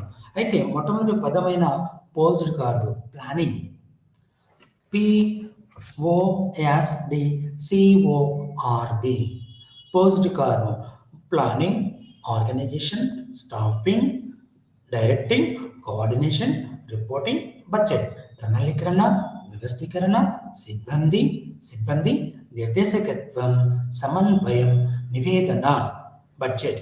ఈ యొక్క 7 ముఖ్యమైన ప్రిన్సిపల్స్ మన లూథర్ గల్లిక్ మనకి వివరిస్తున్నాడు. మొట్టమొదటిగా వచ్చేసి మనకు ప్రణాళీకరణ. ఈ యొక్క ప్రణాళీకరణ అనేది అతి ముఖ్యమైనది. ప్లాన్, ఏ వ్యవస్థకైనా plan, it is the short are medium are long, స్వల్పకాలిక, మధ్యకాలిక లేక దీర్ఘకాలికంగా ప్రణాళిక రచించి ఆ వ్యవస్థ యొక్క అభివృద్ధికి కొనసాగించేలాగా చూడబడుతుంది. ప్లానింగ్ అనేది దూరదృష్టి జరగబోయే కార్యక్రమాలన్నీ ఒక ప్రణాళిక ద్వారా రూపొందించి ఆ వ్యవస్థ యొక్క లక్ష్యాలని నెరవేర్చవచ్చును. తర్వాత organising is a very important of the in society, in the person, in the మేనేజ్మెంట్లో వ్యవస్థ అనేది చాలా, నిర్వహణలో వ్యవస్థ అనేది అతి ముఖ్యమైనది. ఈ వ్యవస్థ ఎలా ఉంటుందంటే ఇది డివిజన్ ఆఫ్ వర్క్, అంటే వ్యవస్థలో పనిని విభజించబడుతుంది. ఆ పనిని విభజించి వివిధ వ్యక్తుల మధ్య సత్సంబంధాలు ఏర్పాటు చేస్తుంది.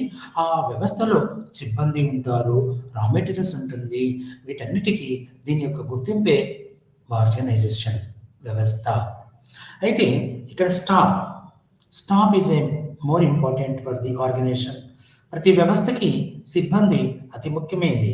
ఈ సిబ్బంది ఎలా ఉంటారంటే ఈ సిబ్బంది వ్యవస్థ ఎంపిక చేసుకుని వాళ్ళని అభివృద్ధిపరిచి వాళ్ళ చక్కటి ట్రైనింగ్ ఇచ్చి వారిని సంస్థ యొక్క అభివృద్ధి పదంలో ఉపయోగపడేలాగా చూస్తుంది. ఇది ఇక్కడ స్థానం అంటే ఉన్నత స్థాయికి ఎదిగేలాగా కార్మికులు లేదా శ్రామికులు ఎక్కడైతే పనిచేస్తున్నారో ఆ సంస్థ యొక్క అభివృద్ధి వాళ్ళు కూడా ఉన్నత స్థాయి ఎదిగేలాగా ఈ యొక్క స్టాఫ్ ఉపయోగపడుతుంది. తర్వాత డైరెక్టింగ్ అంటే నిర్దేశకత్వం. ఏ వ్యవస్థకైనా ప్రతి ఒక్క వ్యక్తికి ఉన్నతాధికారి డైరెక్ట్ చేయబడుతుంది, అంటే నిర్దేశకత్వం చేయబడతారు. ఈ నిర్దేశకం అనేది లేకపోతే పై స్థాయి నుంచి కింది స్థాయి వరకు ఈ నిర్దేశకత్వం ద్వారానే పని చేస్తారు. డైరెక్షన్ అనేది ఇది సూపర్విజన్, మోటివేషన్, లీడర్షిప్ అనే 3 విధాలు. సూపర్వైజన్ అంటే చూడడం, పై నుంచి కిందికి చూడడం, అంటే పర్యవేక్షణ మరియు ప్రేరణ, నాయకత్వం. ఈ 3 విషయాలన్నిటి కూడా ఈ యొక్క నిర్దేశకంలో కనిపడే ముఖ్యమైన విశేషాలు. ఈ యొక్క లీడర్ అనేవాడు ఏం చేస్తాడు? డైరెక్ట్ చేస్తాడు. లీడర్ అనేవాడు తన కింద పనిచేసే వ్యక్తులందరికీ నిర్దేశం చేస్తాడు. అలాగే సూపర్వైజర్ కింద ఒక 10 నుంచి 20 మంది సభ్యులు పనిచేస్తారు కాబట్టి సూపర్విజన్ అంటే పైనుంచి కింది చూడడం, అంటే తన యొక్క ఆధీనంలో పనిచేస్తున్న వ్యక్తులను పర్యవేక్షించడం. Motivation is a very important, అంటే ఇది చాలా ముఖ్యమైనది. ప్రేరేపించడం. ఎవరిని? ఆ సంస్థలో పనిచేస్తున్న ఉద్యోగులని, శ్రామికులను. ఒక డైరెక్టర్, ఒక సూపర్వైజర్, ఒక మేనేజర్, వీళ్ళంతా కూడా ఆ యొక్క సంస్థలో పనిచేస్తున్న దిగువ స్థాయిలో వాళ్ళని మోటివేట్ చేయడం అతి ముఖ్యమైనది. డైరెక్టింగ్. కోఆర్డినేషన్, ఇది అత్యుత్తమైన ప్రిన్సిపల్, అత్యుత్తమైన సూత్రం వ్యవస్థకి లేదా మేనేజ్మెంట్కి కావచ్చు,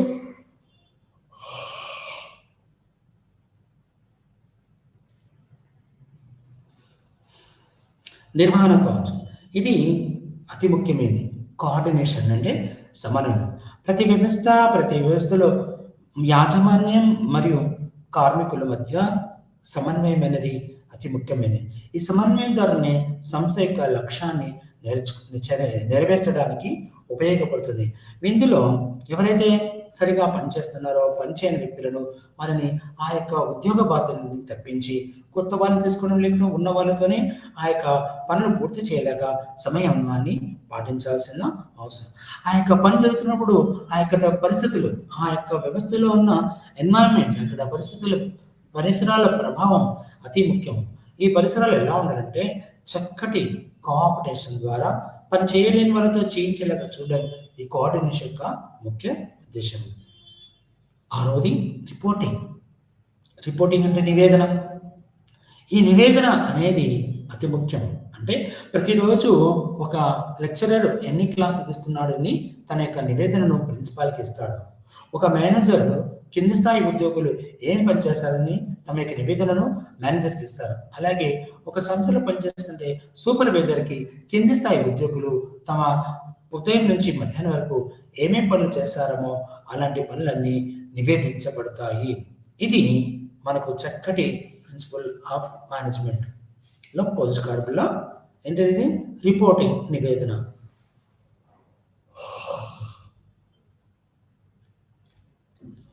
నివేదన అనేది రోజువారీ కావచ్చు, వారానికి కావచ్చు, 15 రోజులు కావచ్చు, నెల రోజులు కావచ్చు, నెల రోజులు కావచ్చు, లేకుంటే క్వార్టర్లీ త్రైమాసికం కావచ్చు, అర్ధమాసకం కావచ్చు, లేకుంటే మాసికాలు కావచ్చు. ఇలా దీన్ని ఏ కాలాన్ని బట్టి, ఏ రోజుని బట్టి వాళ్ళు ఉన్నతాధికారికి కింది స్థాయి ఉద్యోగులు సమర్పించేదే నివేదన. దీన్ని రిపోర్టింగ్ అంటారు. చివరిగా బడ్జెట్ అనేది వ్యవస్థకు గుండెకాయ లాంటివంటి. ఈ గుండె మనిషి యొక్క శరీరం పనిచేస్తుందంటే తన యొక్క గుండె చక్కగా పనిచేయాల్సిన ఆవశ్యకత ఉంది. ఈ గుండె పనిచేయాలంటే ఏం కావాలి? చక్కటి ఆహారం, చక్కటి నిద్ర, సకల సౌకర్యాలు సమకూర్చుకోవాల్సిన ఆవశ్యకత ఉంది. కానీ ఈ ఒక బడ్జెట్ లేకపోతే చివరి ప్రిన్సిపల్. బడ్జెట్ అనేది ఒక చక్కటి విధానం. ఈ బడ్జెట్లో మనిషి మొదలుకొని వ్యవస్థ వరకు, పుట్టినది మొదలుకొని గిట్టే వరకు, ఉదయం లేచింది పడుకునే వరకు పైసలతోనే పని ఉంటుంది. పైసలు మీన్స్ బడ్జెట్తోనే పని ఉంటుంది. ఇందులో గల్లిక్కు 4 P's, P to the power of 4. Purpose, process, people and places. Purpose, process, people, place. These 4 are very important principles for every executive. He must be followed. అంటే ఈ పర్పస్ అనేది అంటే ఏ సంస్థకు దేనికోసం పనిచేయబడుతుంది, వ్యక్తులు కానీ వస్తువులు కానీ దాని యొక్క ఉద్దేశం ఏంటిది. అంటే ప్రాసెస్ వచ్చేసి దీని యొక్క ఆ యొక్క సంస్థకి ఎలాంటి పద్ధతిలో దీన్ని నిర్వహిస్తున్నారో దానికి ఉపయోగపడే పీపుల్ అంటే ఆ ప్రజల యొక్క అవసరాలు ఎలా చూపించబడుతుంది. ప్లేస్ ఏ సంస్థలో ఏ స్థలంలో అయితే దానికి అంటే పర్పస్, ప్రాసెస్, పీపుల్, ప్లేస్ అనేది ప్రతి ఒక్క కార్యనిర్వాహకుడు ఈ యొక్క 4 P'sను చక్కగా అర్థం చేసుకుంటే ఆ యొక్క కార్మికులు లేదా శ్రామికుల మధ్య, శ్రామికుల మధ్య ఆ యొక్క డైరెక్టర్ లేదా గ్రేడ్ 1 ఎలిజిబుల్ ఆఫీసర్ కానీ దీనికి లోబడి తన యొక్క పనిని నిర్వర్తిస్తారు. ఇది లూథర్ గెల్లిక్ యొక్క పోస్ట్ కార్డ్ 7 ప్రిన్సిపల్స్ గురించి మనము చెప్పుకున్నాం. ఇక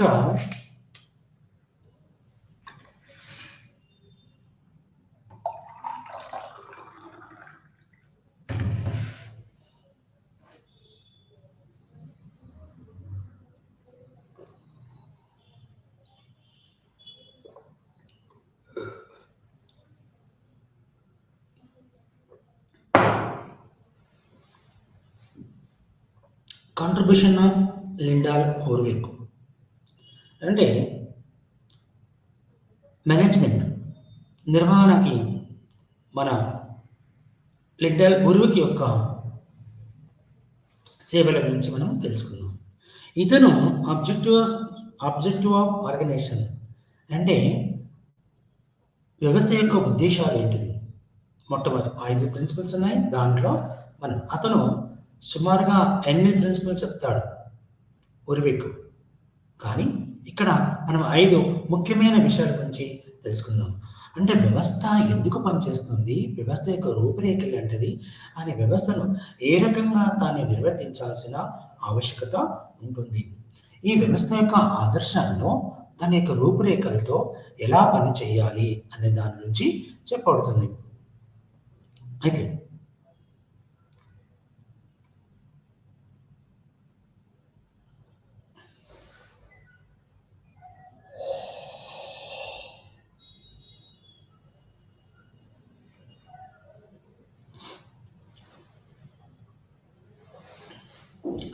లిండాల్ ఓర్విక్ అంటే వ్యవస్థ ఎలా పనిచేస్తుంది, వ్యవస్థ యొక్క విధానం ఏంటిది, వ్యవస్థ ప్రతిదానికి ఆబ్జెక్టివ్స్ ఉంటాయి. ప్రతి ఒక్క ఆర్గనైజేషన్ తన యొక్క ఆబ్జెక్టివ్స్, తన యొక్క లక్షణాలను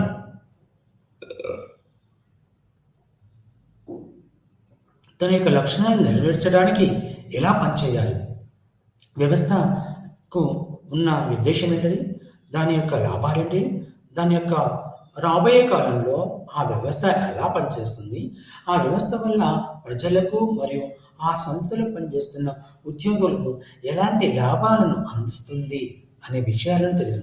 దాని యొక్క లాభాలు, నష్టాలు మరియు వ్యవస్థ యొక్క అభివృద్ధి కార్యక్రమం రాబోయే 10 సంవత్సరాల్లో ఆ వ్యవస్థ ఎలా ఉంటుందో దానికి తగ్గట్టుగానే ఆ వ్యవస్థ యొక్క ఆబ్జెక్టివ్స్ను నెరవేర్చాల్సిన ఆ యొక్క లక్షణాలను ఇందులో పొందపరచవలసిన ఆవశ్యకత ఉంటుంది.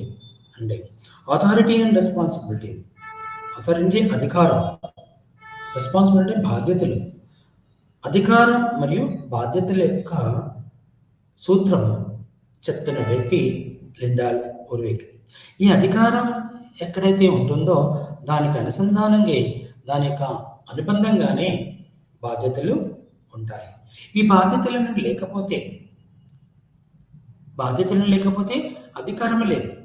ఒక వ్యక్తి నేడు తన పని నిర్వహిస్తున్నా అంటే ఒక వ్యక్తి మేనేజర్ అయితే ఆ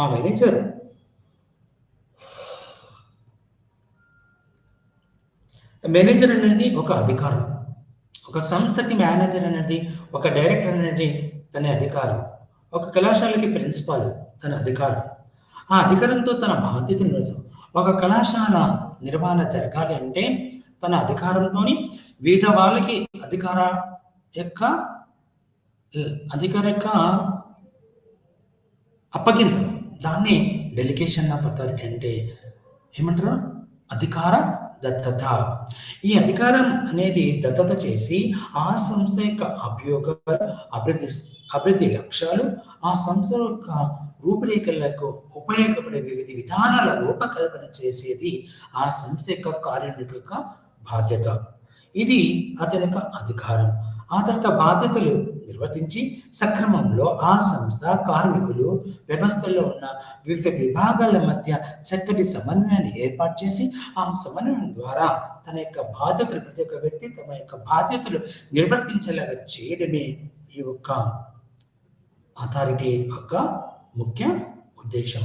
అథారిటీ లేకపోతే ఏ వ్యవస్థ కూడా తన యొక్క మనుగడ కొనసాగించడం కష్టం.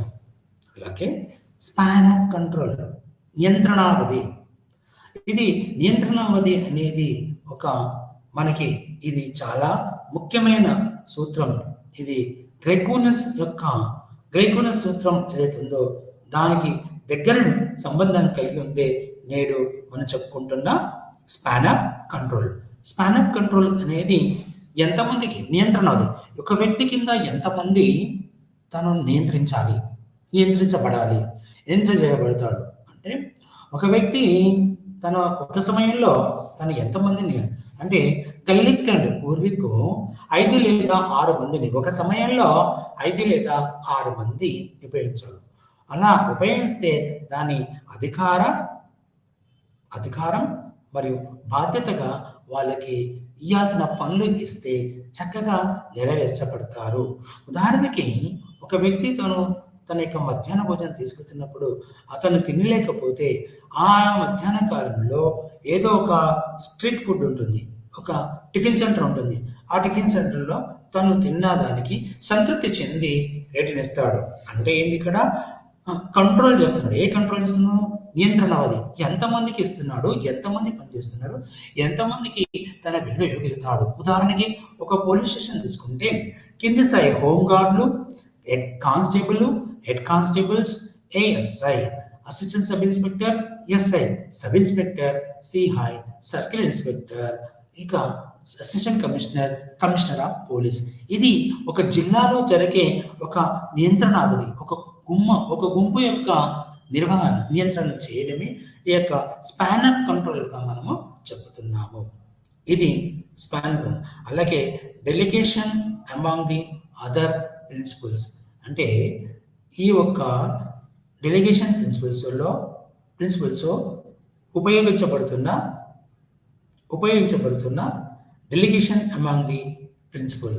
డెలిగేషన్ అంటే ఉన్నతాధికారి ఏదైతే ఉందో అతను డెలిగేట్ చేస్తున్నాడు. ఎందుకంటే తన అధికారాన్ని ఇంకొకరికి అప్పచెప్తున్నాడు. ఆ యొక్క ఉన్న అధికారాన్ని తను నిర్వర్తించలేని పరిస్థితిలో ఉంటే కింది స్థాయి ఉద్యోగులకు అప్పగించి తన యొక్క డెలిగేషన్ అంటే ప్రతినిధి బృందం. సపోజ్ ఒక విదేశీ బృందం వచ్చింది, యునైటెడ్ స్టేట్స్ ఆఫ్ అమెరికా. ఆ బృందం వచ్చిన వ్యక్తులు వారిని డెలిగేషన్ అంటారు. ఇక్కడ మనం చెప్పుకోలేది డెలిగేషన్ ఆఫ్ అథారిటీ అంటే కేంద్రీకరించబడిన సాధారణ పని విభాగం యొక్క సూత్రంగా మనము చెప్తున్నాం. దీని మూలంగా తీసుకొస్తే ఒకవేళ ఈ యొక్క లిండాల్ ఉర్విక్ ఉపయోగించిన సూత్రం ఏదైతే ఉందో, అధికార దత్తత ఏదైతుందో, ఈ అధికార దత్తత అనేది సరైన వ్యక్తికి సరైన సమయంలో అప్పగించితేనే ఆ సంస్థ యొక్క మనుగడ కొనసాగుతుంది. లేదంటే ఆ సంస్థ యొక్క శ్రామిక మరి మనం కూడా మన ప్రణాళిక కూడా లొంగిపోతాయని చెప్పబడింది. కాబట్టి ఈ ఒక్క డెలిగేషన్ ఆఫ్ అథారిటీలో ఈ చివరిది ప్రిన్సిపల్ ఆఫ్ ద ఎవరిదైతే ఉందో లూథర్ గల్లిక్ చాలా చక్కగా వివరించాడు. ఇతను అమెరికాలో స్థిరపడిన వ్యక్తి. ఇతను British military officer. Lyndall Urwick British military officer.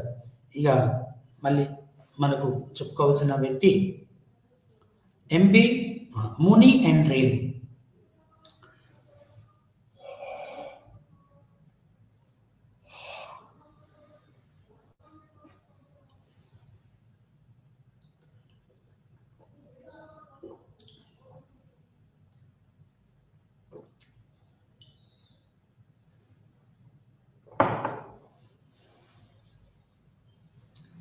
మూనీ and Reiley ఇతను కూడా వ్యవస్థీకరణ సూత్రాలు చెప్పిన వాళ్ళు ఆద్యులు. వీళ్ళు చెప్పిన మాటలో మొట్టమొదటిది వచ్చేసి principle are known as a coordinative principle. ఇతను చెప్పిన మొట్టమొదటి కోఆర్డినేటివ్ ప్రిన్సిపల్ అంటే సమన్వయం అనేది ప్రతి ఒక్క మేనేజ్మెంట్ థింకర్, ప్రతి ఒక్క మేనేజ్మెంట్ అంటే నిర్వహణ శాస్త్రవేత్తలందరూ కూడా ఈ కోఆర్డినేషన్ గురించి చెప్తారు. ఇక్కడ కోఆర్డినేషన్ అనే దానికి అతి ముఖ్యమైన సంబంధం ఉంటుంది. కోఆర్డినేషన్ లేకపోతే ఏ పని, ఏ వ్యక్తి కూడా ఏ వ్యవస్థలో తన మనుగడను కొనసాగించలేడు. తన ఇష్టారాజ్యంగా కాకుండా చేయాల్సిన పనిని ఒకరితో ఒకరు సహకారం అందించి, ఆ సహకారంతో తమ యొక్క లక్ష్యాలను, సంస్థ యొక్క లక్ష్యాలను నెరవేర్చడాన్ని కోఆర్డినేటివ్ ప్రిన్సిపల్ని మూనీ అండ్ రైలీ ప్రతిపాదించారు. ఈ కోఆర్డినేషన్ ద్వారా వ్యవస్థ మరియు కార్మికులు, వ్యవస్థ మరియు శ్రామికుల మధ్య చక్కటి కోఆర్డినేషన్ ఉంటే, చక్కటి సమన్వయం ఉంటే, ఆ సంస్థ నిర్వహించిన కార్యకలాపాలు కావచ్చు, ఆ సంస్థ చేరుకోవాల్సిన లక్ష్యాలు కావచ్చు, ఇంకా ఏదైనా కావచ్చు, ఈ కోఆర్డినేషన్, ఈ సమన్వయం ద్వారానే అది సాధ్యానికి సాధ్యపడుతుంది. అంటే మనుషులు, కార్మికులు మరియు యాజమాన్య మధ్యలో సమన్వయం ఏర్పాటు చేయడం, ఈ సమన్వయం ద్వారానే మనకు కావాల్సిన పనులన్నీ పూర్తి చేసుకోబడతాయి. రెండవది వచ్చేసి స్కేలార్ ప్రిన్సిపల్.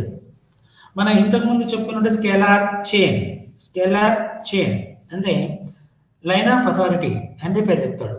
ఇక ఇంకొకటి మళ్ళీ Luther gallic chain scalar process చెప్తాడు, మర్చిపోయాను. స్కేలార్ ప్రాసెస్, ఇక్కడ scalar principal.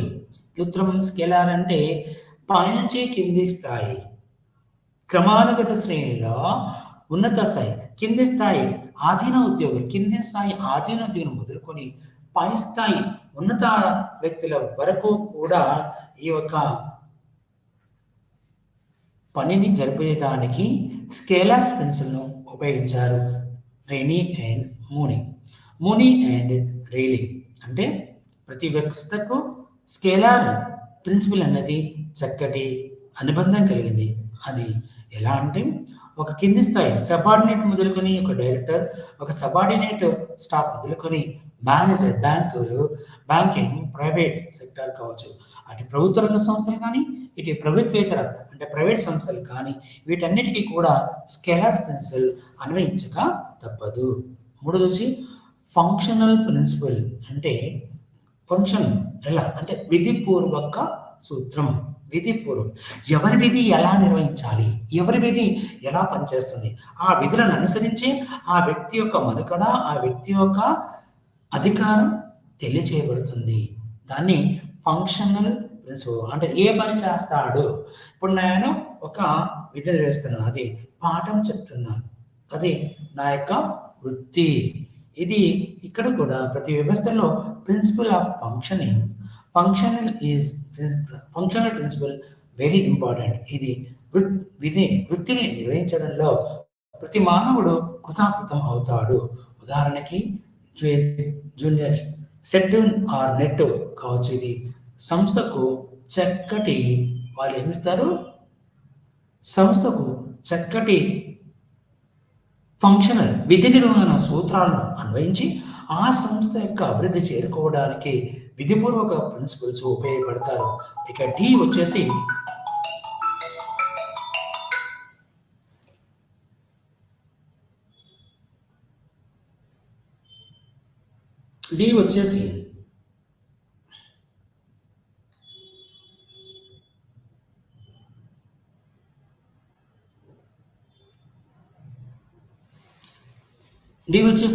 Staff line principal.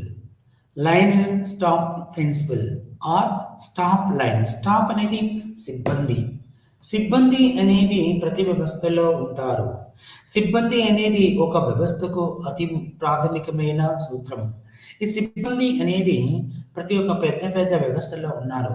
అంటే ఉదాహరణకి రైల్వేస్, పోస్టల్ అండ్ టెలిగ్రాఫ్ మరియు వివిధ పెద్ద ఆఫీసుల స్టాఫ్ కలిసి పనిచేస్తారు. అది ఒక ప్రిన్సిపల్. లైన్ అనేది ఒక మిలిటరీ వ్యవస్థ, ఒక డైరెక్టర్, ఒక మేనేజర్, వీటి యొక్క రకములతో పాటు వీళ్ళు పనిచేస్తారు. కాబట్టి ఈ యొక్క మూనీ రైలీ చెప్పిన స్టాఫ్ లైన్ ప్రిన్సిపల్ అతి ముఖ్యమైనది. సిబ్బంది మరియు లైన్ అంటే ఒకే మార్గంలో, ఒకే ఫైలు, ఒకే విధానంలో నడుస్తుంది. ఉదాహరణకి అది మిలిటరీ వ్యవస్థ, ఇది డిఫెన్స్, పోలీస్ వ్యవస్థ, లేకుంటే విద్యా వ్యవస్థ, ఆరోగ్య వ్యవస్థ, ఇవన్నీ కూడా ఒకే విధానంలో ఒకే వ్యక్తి, ఒక వ్యక్తులు డైరెక్టర్ అంటారు. Director of education, director of health, director of military, director of police, directorate of police. ఇది లైన్గా ఒక లైన్ ఉండే అది ఒకే విధానంలో ఒకే వ్యక్తితో ఒకే మార్గదర్శనంలో జరిగే సూత్రమే లైన్. సిబ్బంది అనేక మంది ఉంటారు. దానికి వివిధ మంత్రిత్వ శాఖలు, రైల్వే కావచ్చు, లేకుంటే విద్యా వ్యవస్థ కావచ్చు, ఇంకేదైనా కావచ్చు, టెలిగ్రాఫ్ కావచ్చు.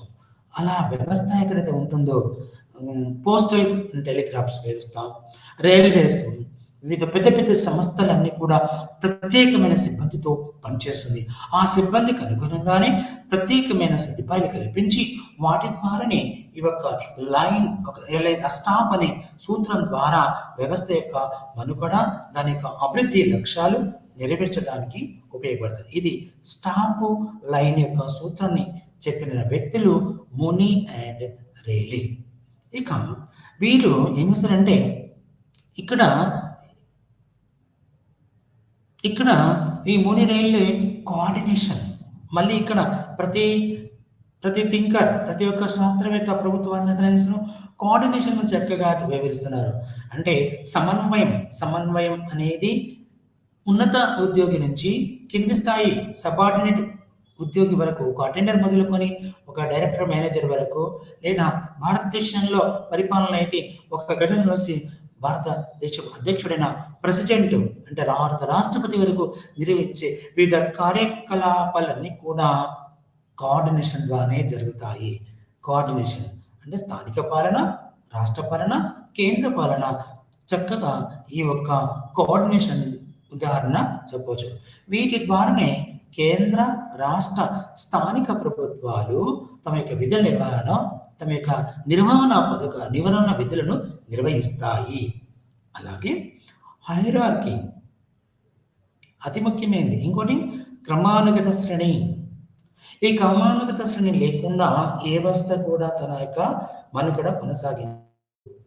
అంటే కింది స్థాయి నుంచి పై స్థాయి వరకు ఒక పని జరుగుతుంది. ఒక సమాచారం వచ్చిందంటే ఆ సమాచారం ఏమవుతుంది? రిసెప్షనిస్ట్, సంబంధించిన క్లర్క్, సంబంధించిన సూపరింటెండెంట్, సంబంధించిన అధికారిక. ఉదాహరణకి ఒక రెవెన్యూ అయితే మండల్ రెవెన్యూ కారణం తీసుకుంటే అక్కడ రిసెప్షనిస్ట్ అంటే ఇన్వార్డ్ ఉంటుంది. ఇన్వార్డు సెక్షన్ నుంచి సూపర్వైజర్, సూపరింటెండెంట్ నుంచి ముఖ్య కారణం సిఇఓ, చీఫ్ ఎగ్జిక్యూటివ్ ఆఫీసర్ వరకు వెళ్తుంది. అలాగే మళ్ళీ తిరిగి అదే స్థాయిలో కిందికి వస్తుంది, పైనుంచి కింది. అదే మన మండల రెవెన్యూ ఆఫీసర్ కింది స్థాయి సెక్షన్ ఆఫీసరు మరియు అవుట్వార్డ్ అనే సెక్షన్ ద్వారా ఎవరైతే ఆశతో ఉంటాడో ఆశతో పొందేదానికి ఉపయోగపడుతుంది. ఇది హైరార్కీ, క్రమానుగత శ్రేణి.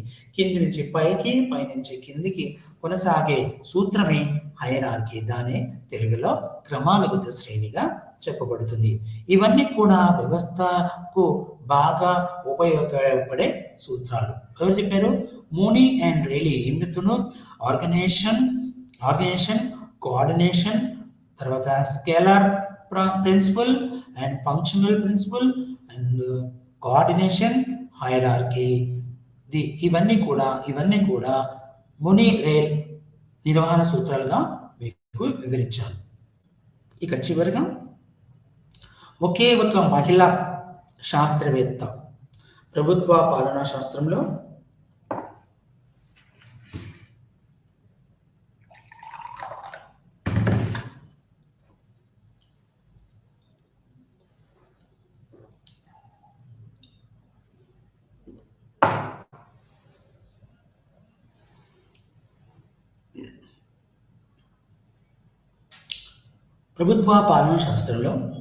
ఒకే ఒక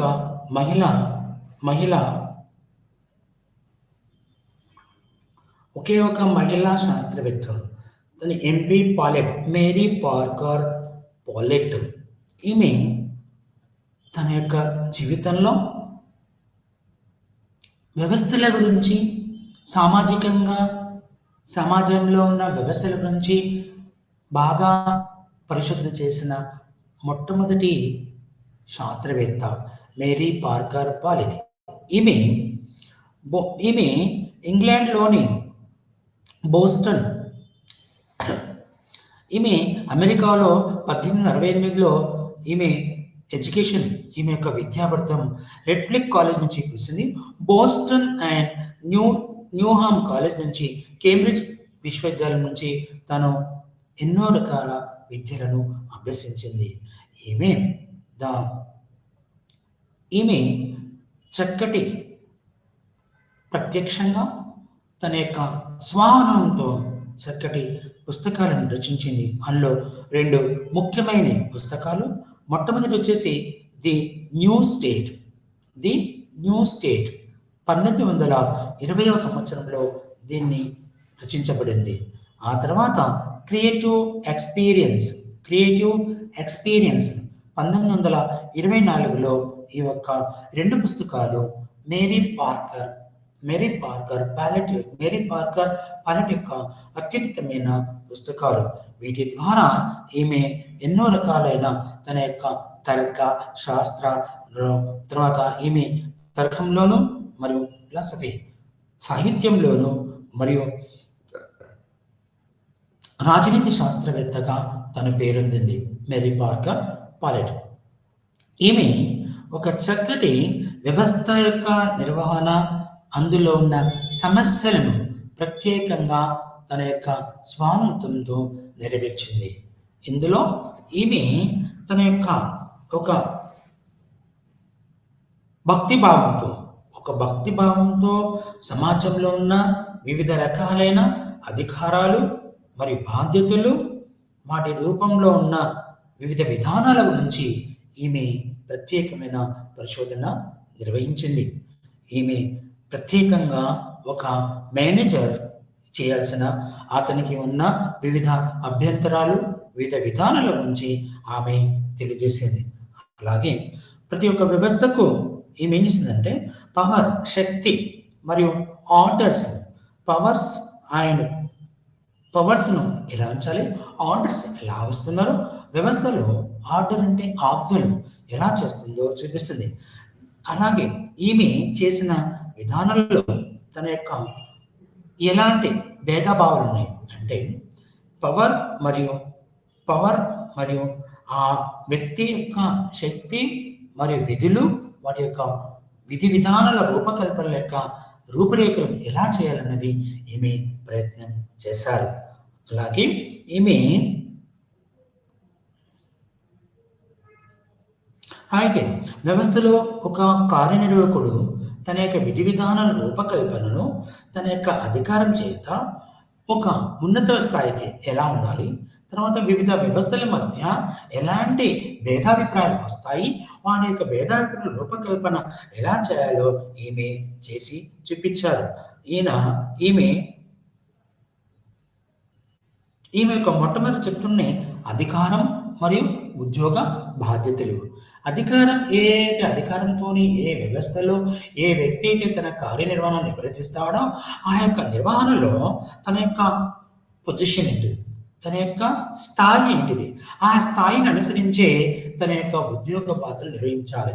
వ్యవస్థలో తన యొక్క నిర్వహణ బాధ్యతలు పై అధికారి కింది స్థాయి నిర్వర్తిస్తున్నప్పుడు తన యొక్క అధికార హోదాను సరైన విధానాలను సరైన పద్ధతిలో ఉపయోగించేలాగా చూస్తున్నాడు. అయితే ఈ యొక్క అధికారం ముఖ్య కార్యనిర్వాహకుడు తన యొక్క స్వార్థం కోసమో లేకుండా తన కోసమే పనిచేసేలాగా కార్మికులను పురికొల్పడమో చేయకూడదు. కానీ అది ఆ యొక్క వ్యవస్థకి, ఆ యొక్క విధానానికి కేంద్రీకరించబడిన అధికారంతో వ్యవస్థ మనుగడ కొనసాగించాలని చెప్తుంది. కేంద్రీకరించబడిన authority, central authority in organization, కేంద్రీకృతమైన అధికార వ్యవస్థ. ఇది నేడు జీవన విధానంలో తనేదైతే చెప్తుందో, తనేదైతే ఈ యొక్క ప్రభుత్వ పాలన రాష్ట్రానికి అందించిన సేవలు ఏవైతున్నాయో అతి ఉన్నతమైన ఆమె ఆమె యొక్క సేవలు సరైన సమయంలో ఉపయోగించలేకపోయినాయి. కానీ నేడు మన జీవన విధానంలో ప్రతి ఒక్క వ్యవస్థ, ప్రతి ఒక్క ఫామ్, ప్రతి ఒక్క సంస్థలు అన్ని కూడా మెరీ పార్కర్ పాలెట్ చెప్పిన ఏదైతే అధికార విధానం ఉందో, ఏదైతే బాధ్యతలు ఉన్నాయో, ఏదైతే తన యొక్క సూత్రాలను చెప్పబడిందో ఆ సూత్రాలన్నీ కూడా చక్కగా నిర్వర్తించేలాగా ఈమె చూసింది. అయితే ఏదైతే సంస్థకు మేనేజర్ ఉంటాడో ఆ సంస్థ యొక్క బాధ్యతలు చక్కగా నిర్వర్తించేలాగా చూశారు. అంటే ఒక హయ్యర్ ల్యాడర్, ఒక మేనేజరు ఒక నిచ్చెన, ల్యాడర్, ఇంగ్లీష్లో ల్యాడర్, తెలుగులో నిచ్చెన. మొదటిది 2, 3, 4, 5, 6, 7, 8, 9, 10.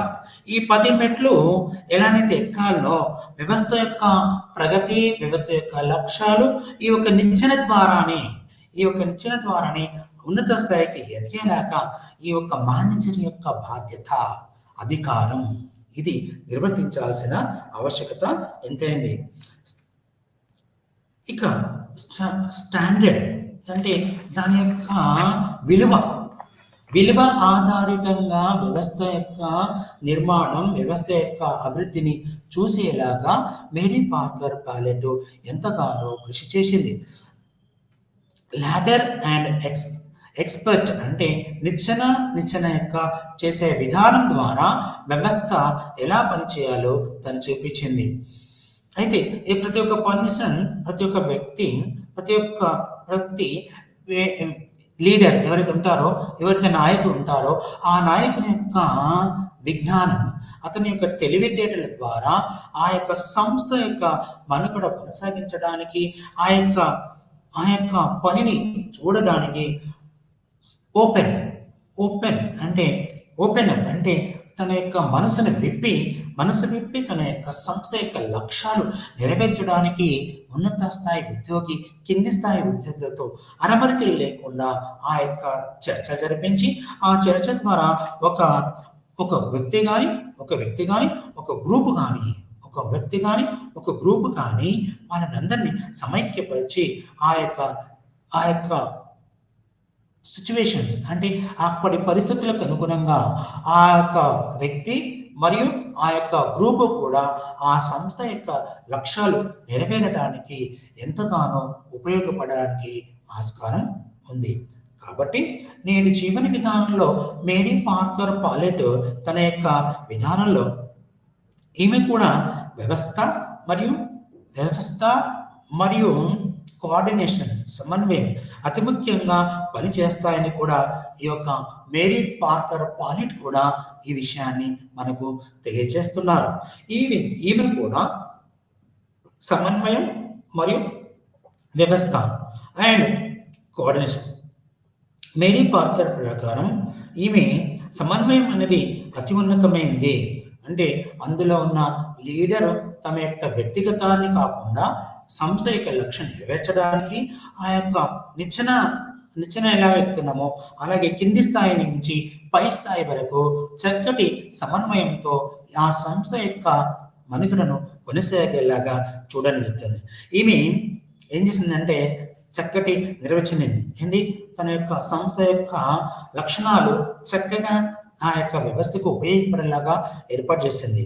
అయితే ఈమె ఏం చేసిందంటే ఈ యొక్క సంస్థ యొక్క ఉద్దేశం కొందరి కోసం కాదు, అందరి కోసం, చాలా మంది కోసం ఈ యొక్క తన యొక్క ఉద్దేశాలను నెరవేర్చేలాగా చూసింది. ఆ తర్వాత కొందరి సంబంధం ఉంది.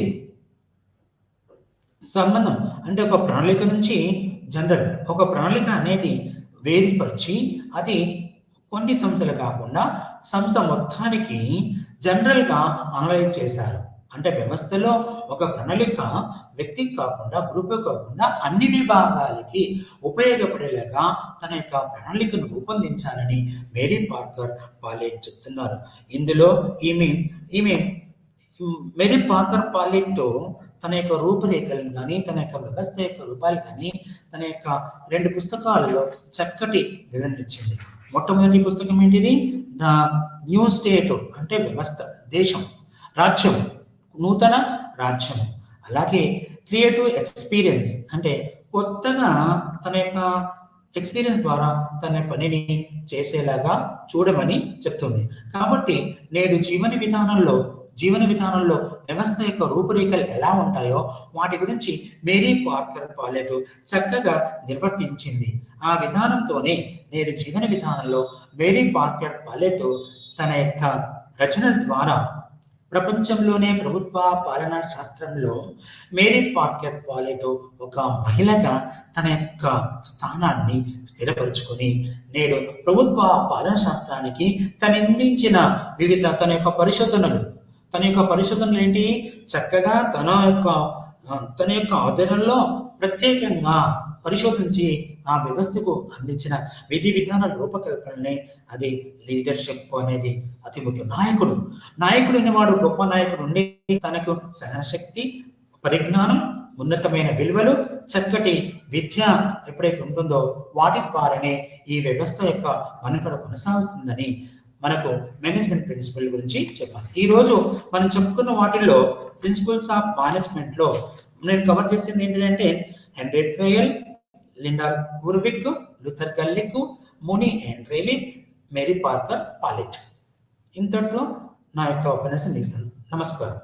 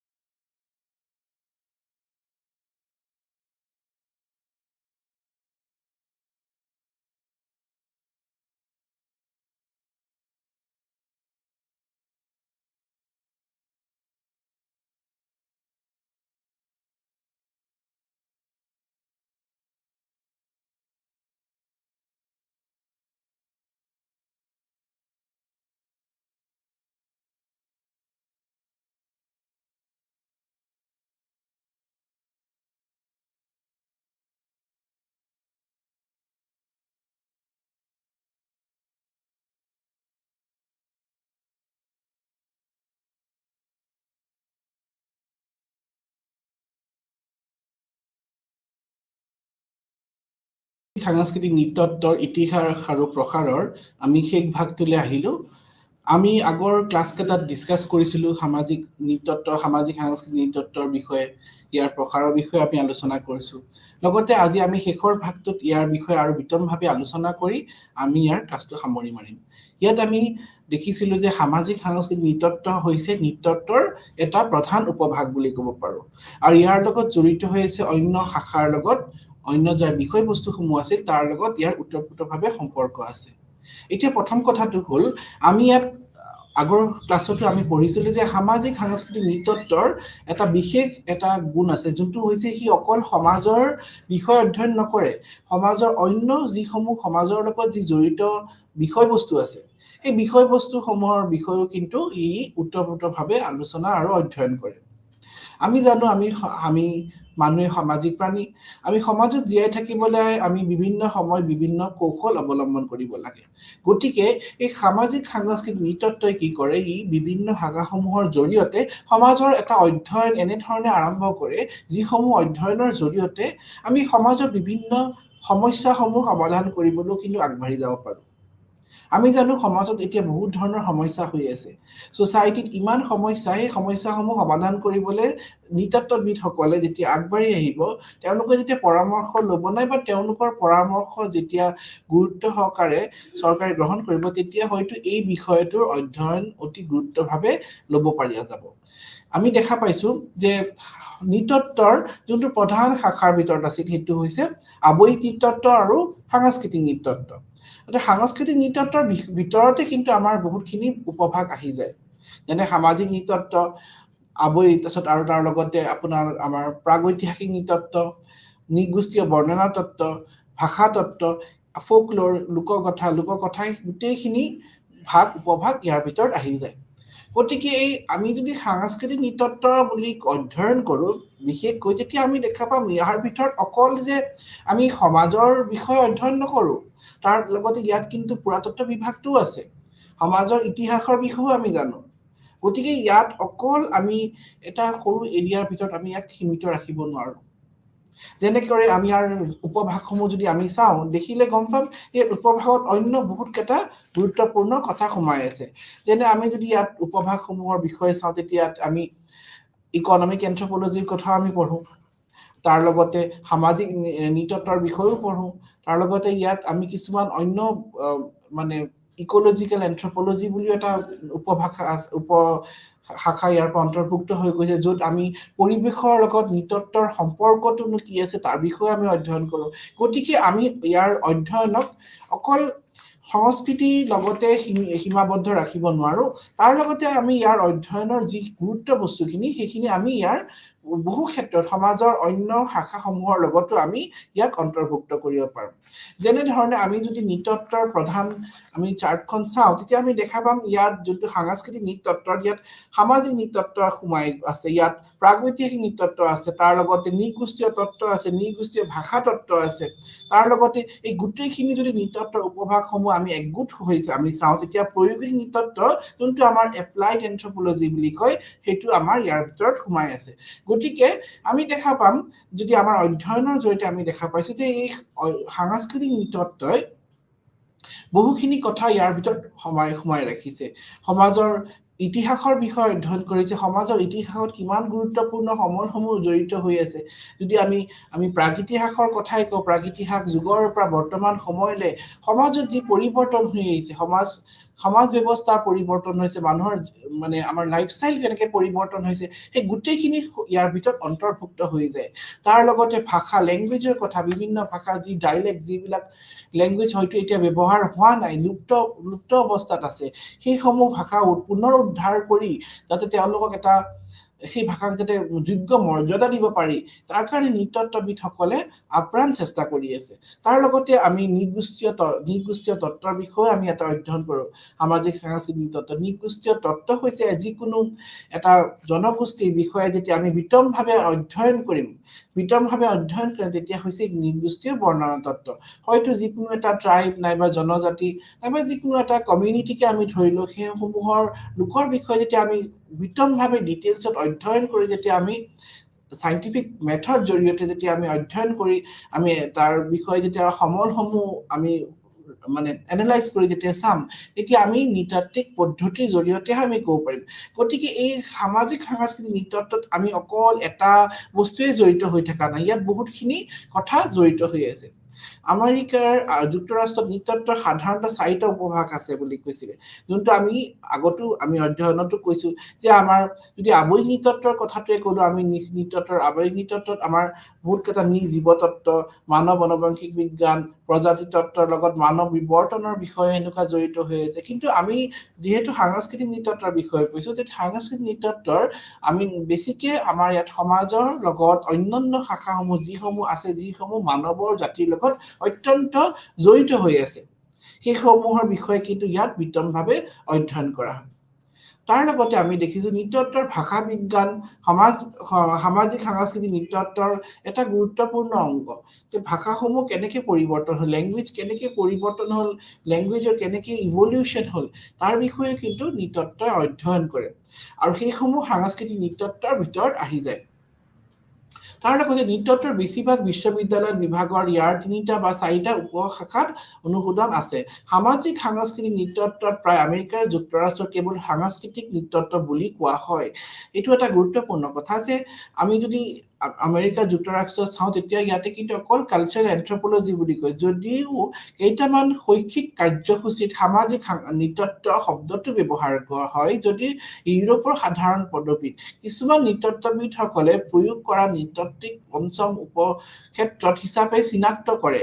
আনহাতে আন কিছুমান ইয়াক সামাজিক সাংস্কৃতিক নৃতত্বৰ অংশ হিচাপে ধৰা হয় গতিকে এই সামাজিক সাংস্কৃতিক নৃতত্ব যদিও আমি সাংস্কৃতিক নৃতত্বৰ ভাগতে এটা পৰি যায় কিন্তু আমি ইয়াক কেতিয়াবা দুটা হিচাপ সোশিও কালচাৰেল এন্থ্ৰোপলজি বুলি নকয় কেতিয়াবা আমি সাংস্কৃতিক নৃতত্ব বুলিও কোৱা হয় গতিকে এই সমূহ যি কথা আমি ইয়াৰ কথাৰ পৰাই গম পালো যে সাংস্কৃতিক নৃতত্বৰ যি পৰিসৰ অতি বহল এই পৰিসৰৰ ভিতৰত বহুতখিনি মানে উপশাখা জড়িত হৈ আছে ইয়াত আমি প্ৰাগৈতিহাসিক নৃতত্বৰ কথা অধ্যয়ন কৰো মানুহৰ সেই আদিম যুগৰ পৰা কেনেকৈ মানুহে সময়ৰ লগত নিজকে খাপ খুৱাই পৰিৱৰ্তন দিশত আগবাঢ়ি গ'ল তাৰ বিষয়ে আমি অধ্যয়ন কৰোঁ আৰু লগতে এই সমাজ পৰিৱৰ্তন সমাজ ব্যৱস্থা কেনেকৈ পৰিৱৰ্তন হৈছে তাৰ কথাও আমি অধ্যয়ন কৰোঁ ইয়াৰ লগতে আমি কিছুমান যেনেকৈ মানুহৰ জীৱিকাৰ লগতনো কেনেকৈ মানুহে নিজকে মানে সময়ৰ লগত নিজকে খাপ খুৱাই নিজৰ জীৱিকা কেনেকৈ পৰিৱৰ্তন কৰিছে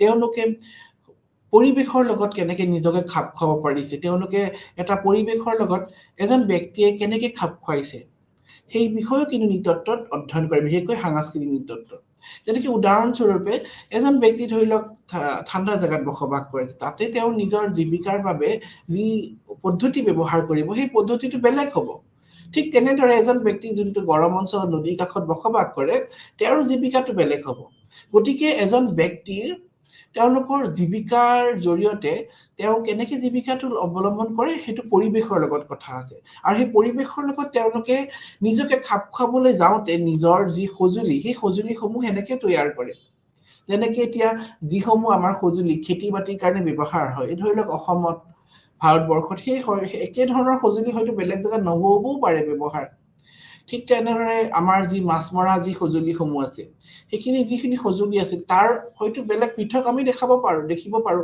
অন্য দেশসমূহত যে একে ধৰণৰে যে সঁজুলি আমাৰ দেশতে ব্যৱহাৰ হৈছে অন্য দেশত হ'ব সেইটো আমি ক'ব নোৱাৰো গতিকে এই গোটেইখিনি কিন্তু সামাজিক সাংস্কৃতিক নৃতত্বৰ এটা গুৰুত্বপূৰ্ণ অধ্যয়ন বুলি ক'ব পাৰো যেতিয়া আমি টেকনলজিৰ কথা পঢ়ো টেকনলজি যি কালচাৰেল যি মানে আমি ডেভেলপমেন্ট বিশেষকৈ আমাৰ যি মানে সঁজুলিসমূহৰ ক্ষেত্ৰত যিখিনি পৰিৱৰ্তন আহে সেই পৰিৱৰ্তনসমূহ চালে আমি কিন্তু দেখা পাম মানৱ জাতিৰ যি মানে ক্ৰমবিকাশ হয় বিশেষকৈ যি আৰ্টিফেক্টছৰ ক্ষেত্ৰত ক'লো ক্ৰমবিকাশ হয় তেওঁলোকে কেনেকৈ নতুন যুগত নিজকে খাপ খুৱাব পাৰিছে সাধাৰণ এটা শিলৰ পৰাই তেওঁলোকে কেনেকৈ পৰিৱৰ্তন আনিছে সেই গোটেইখিনি কিন্তু সংস্কৃতিৰ এটা উপভাগ এটা পাথৰ এটা কেনেকৈ তেওঁলোকে পৰিৱৰ্তন কৰি এটা অস্ত্ৰ তৈয়াৰ কৰিলে সেই অস্ত্ৰ তৈয়াৰ কৰি নিজকে বচাবলৈ তেওঁলোকে আৰু আধুনিক অস্ত্ৰ ব্যৱহাৰ কৰিলে সেই গোটেইসমূহ কিন্তু আমি সাংস্কৃতিক নৃতত্বৰ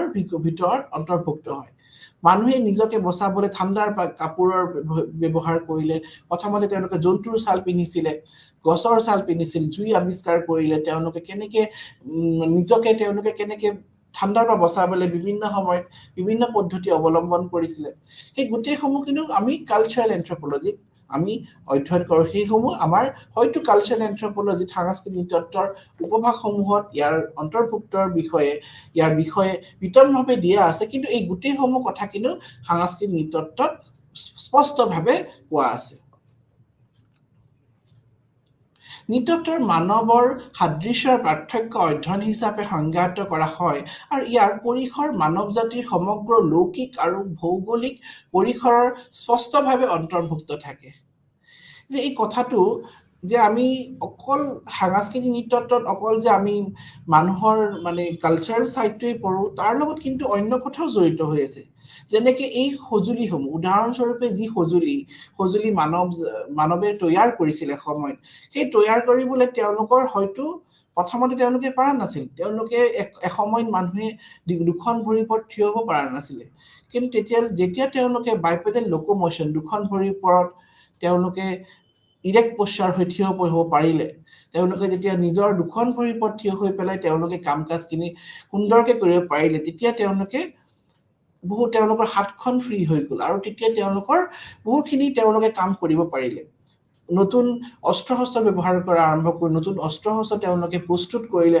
আৰু প্ৰস্তুত কৰি তেওঁলোকে নিজৰ জীৱন ধাৰণ অতি উন্নত কৰিবলৈ আৰম্ভ কৰিলে গতিকে আমি ইয়াত অন্য কথাসমূহ জড়িত হৈ আছে ইয়াত আমি যে অকল যদি আমি অকল কালচাৰেল এলিমেন্টছখিনিয়ে চাওঁ সেইখিনি চালে নহ'ব তাৰ লগত অন্য কথা জড়িত আছে কাৰণ কি সেই সজুলিখিনি তৈয়াৰ কৰিবলৈ সেইখিনি সময়ত মানৱ জাতি সেইখিনি সময়ত সক্ষম কেনেকৈ হৈছিল সেইখিনি সময়ত তেওঁলোকে নিশ্চয় সক্ষম হ'ব লগা হৈছিল নহ'লে প্ৰথম অৱস্থাতে তেওঁলোকে হয়তো আধুনিক অস্ত্ৰ-শস্ত্ৰ তৈয়াৰ কৰিলেহেঁতেন কিন্তু তাৰ কাৰণে তেওঁলোকৰ এটা সময় প্ৰয়োজন হৈছে সেই ক্ৰমবিকাশটো প্ৰয়োজন হৈছে মানৱ জাতিৰ সেই ক্ৰমবিকাশ প্ৰয়োজন হৈছে আৰু আস্তে আস্তে সময়ৰ লগে লগে তেওঁলোকে এই অস্ত্ৰ-শস্ত্ৰসমূহ তৈয়াৰ কৰি নিজকে এষ্টাব্লিছ কৰিব পৰা হৈছে সমাজত এটা সোসাইটি পাতি বসবাস কৰিব পৰা আৰম্ভ কৰিলে তাৰ পিছত আমি মানৱ জাতিৰ কেনেকৈ তেওঁলোক খেতি পদ্ধতি আৰম্ভ কৰিছিল সেই বিষয়ে আমি অধ্যয়ন কৰিছিলোঁ আৰু তাৰ লগত খেতি কেনেকৈ আৱিষ্কাৰ হ'ল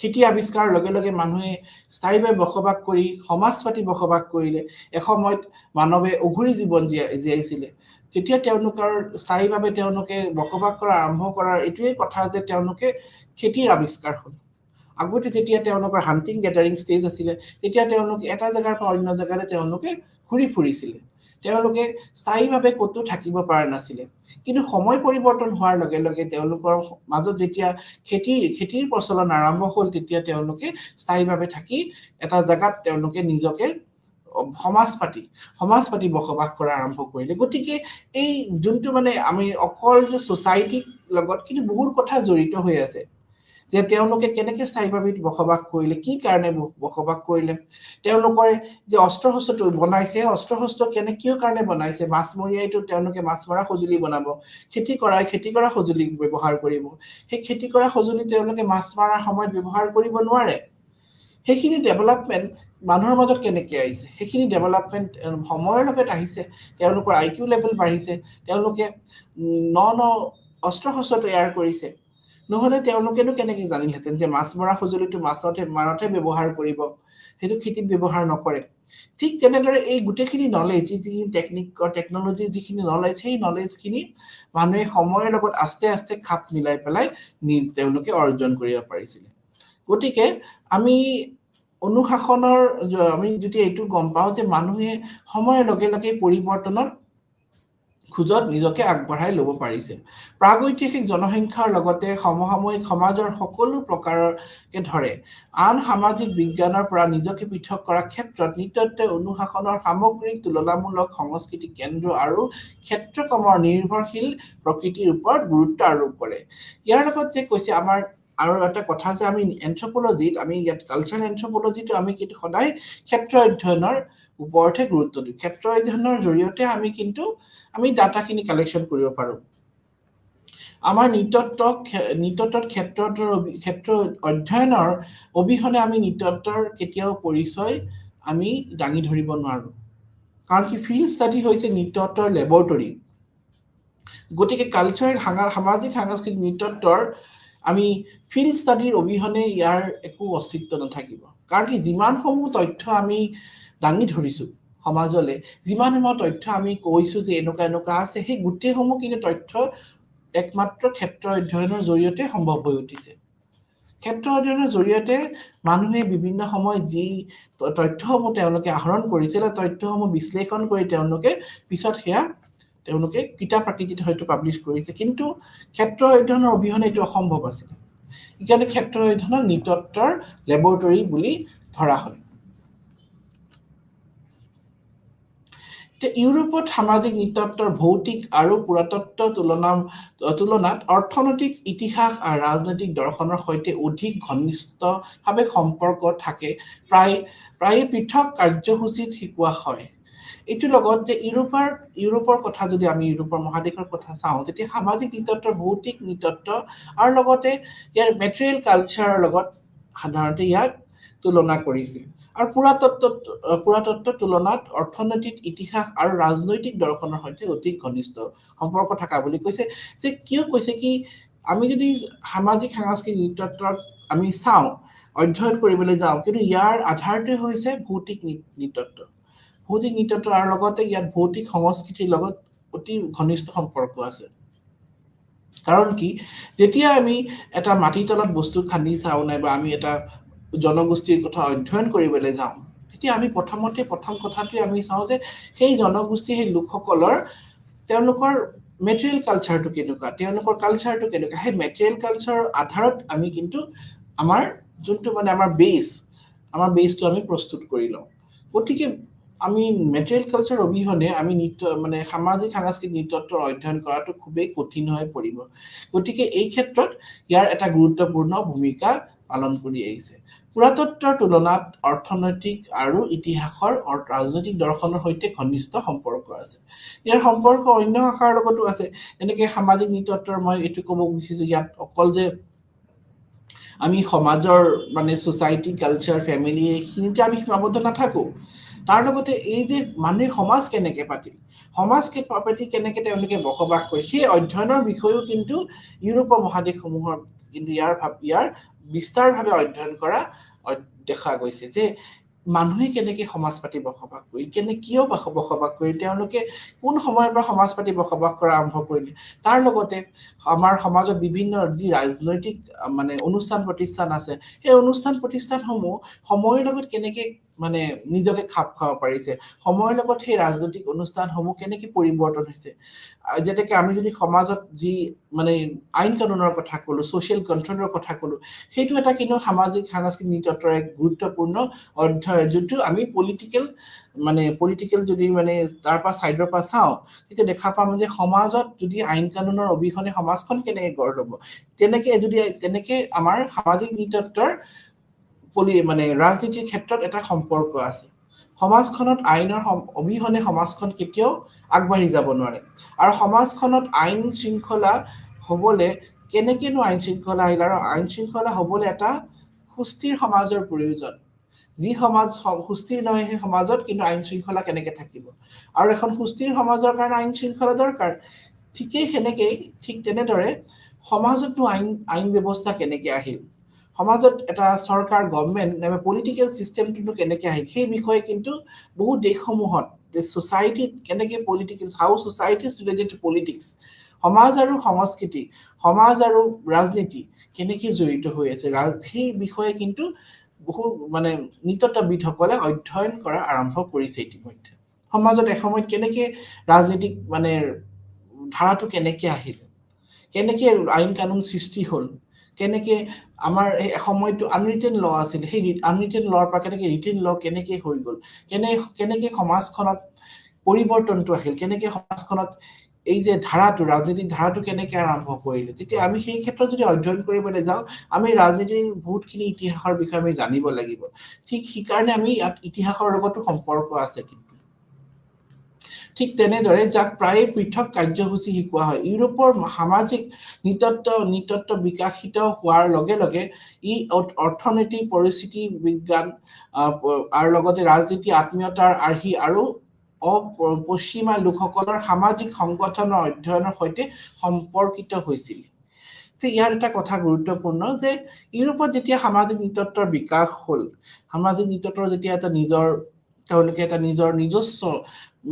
নিজস্ব তেওঁলোকে ধাৰা স্থাপন কৰিব সক্ষম হৈছিল ইউৰোপৰ তাৰপিছত কিন্তু অন্য বিষয়সমূহতো অধ্যয়ন কৰা আৰম্ভ কৰিলে যে পৰিস্থিতি বিজ্ঞান যেনেকে আৰু লগত ইকোলজিকেল এন্থ্ৰোপলজি যোন অন্য আৰু লগত শাখাসমূহৰ লগত শাখা নতুন কিছুমান সাব ডিসিপ্লিন তাৰপা সৃষ্টি হ'ল যেনে ইকনমিক এন্থ্ৰোপলজি অৰ্থনৈতিক নৃতত্ব ৰাজনীতিৰ লগত আত্মীয়তাৰ আৰ্হি আৰু অপশ্চিমীয়া লোকসকলৰ সামাজিক সংগঠনৰ বিষয় অধ্যয়ন কৰিবলৈ তেওঁলোকে আকৰ্ষিত হৈ গ'ল আমি দেখা পাম যদি আমাৰ ভাৰতৰ ক্ষেত্ৰতে ক'লো যি এন্থ্ৰোপলজি যি ষ্টাডিসমূহ যেতিয়া আৰম্ভ হৈছিল যেতিয়া আমি ক'ব গ'লে মনত ৰাখিব লাগিব ছাৰ উইলিয়াম জোনছৰ নামটো তেওঁই আচলতে প্ৰথমকে এছিয়াটিক সোসাইটি অফ বেংগল যে আৰম্ভ হ'ল সেই আৰম্ভণিৰ পৰাই কিন্তু নৃতত্বৰ অধ্যয়নটো আৰম্ভ হোৱা বুলি ক'ব লাগিব গতিকে ইউৰোপীয়ান লোকসকলৰ যি নৃতত্বৰ অৱদান সেইটো উল্লেখযোগ্য আৰু তেওঁলোকৰ সেইখিনি সময়ৰ পৰা সময় যোৱাৰ লগে লগে তেওঁলোকে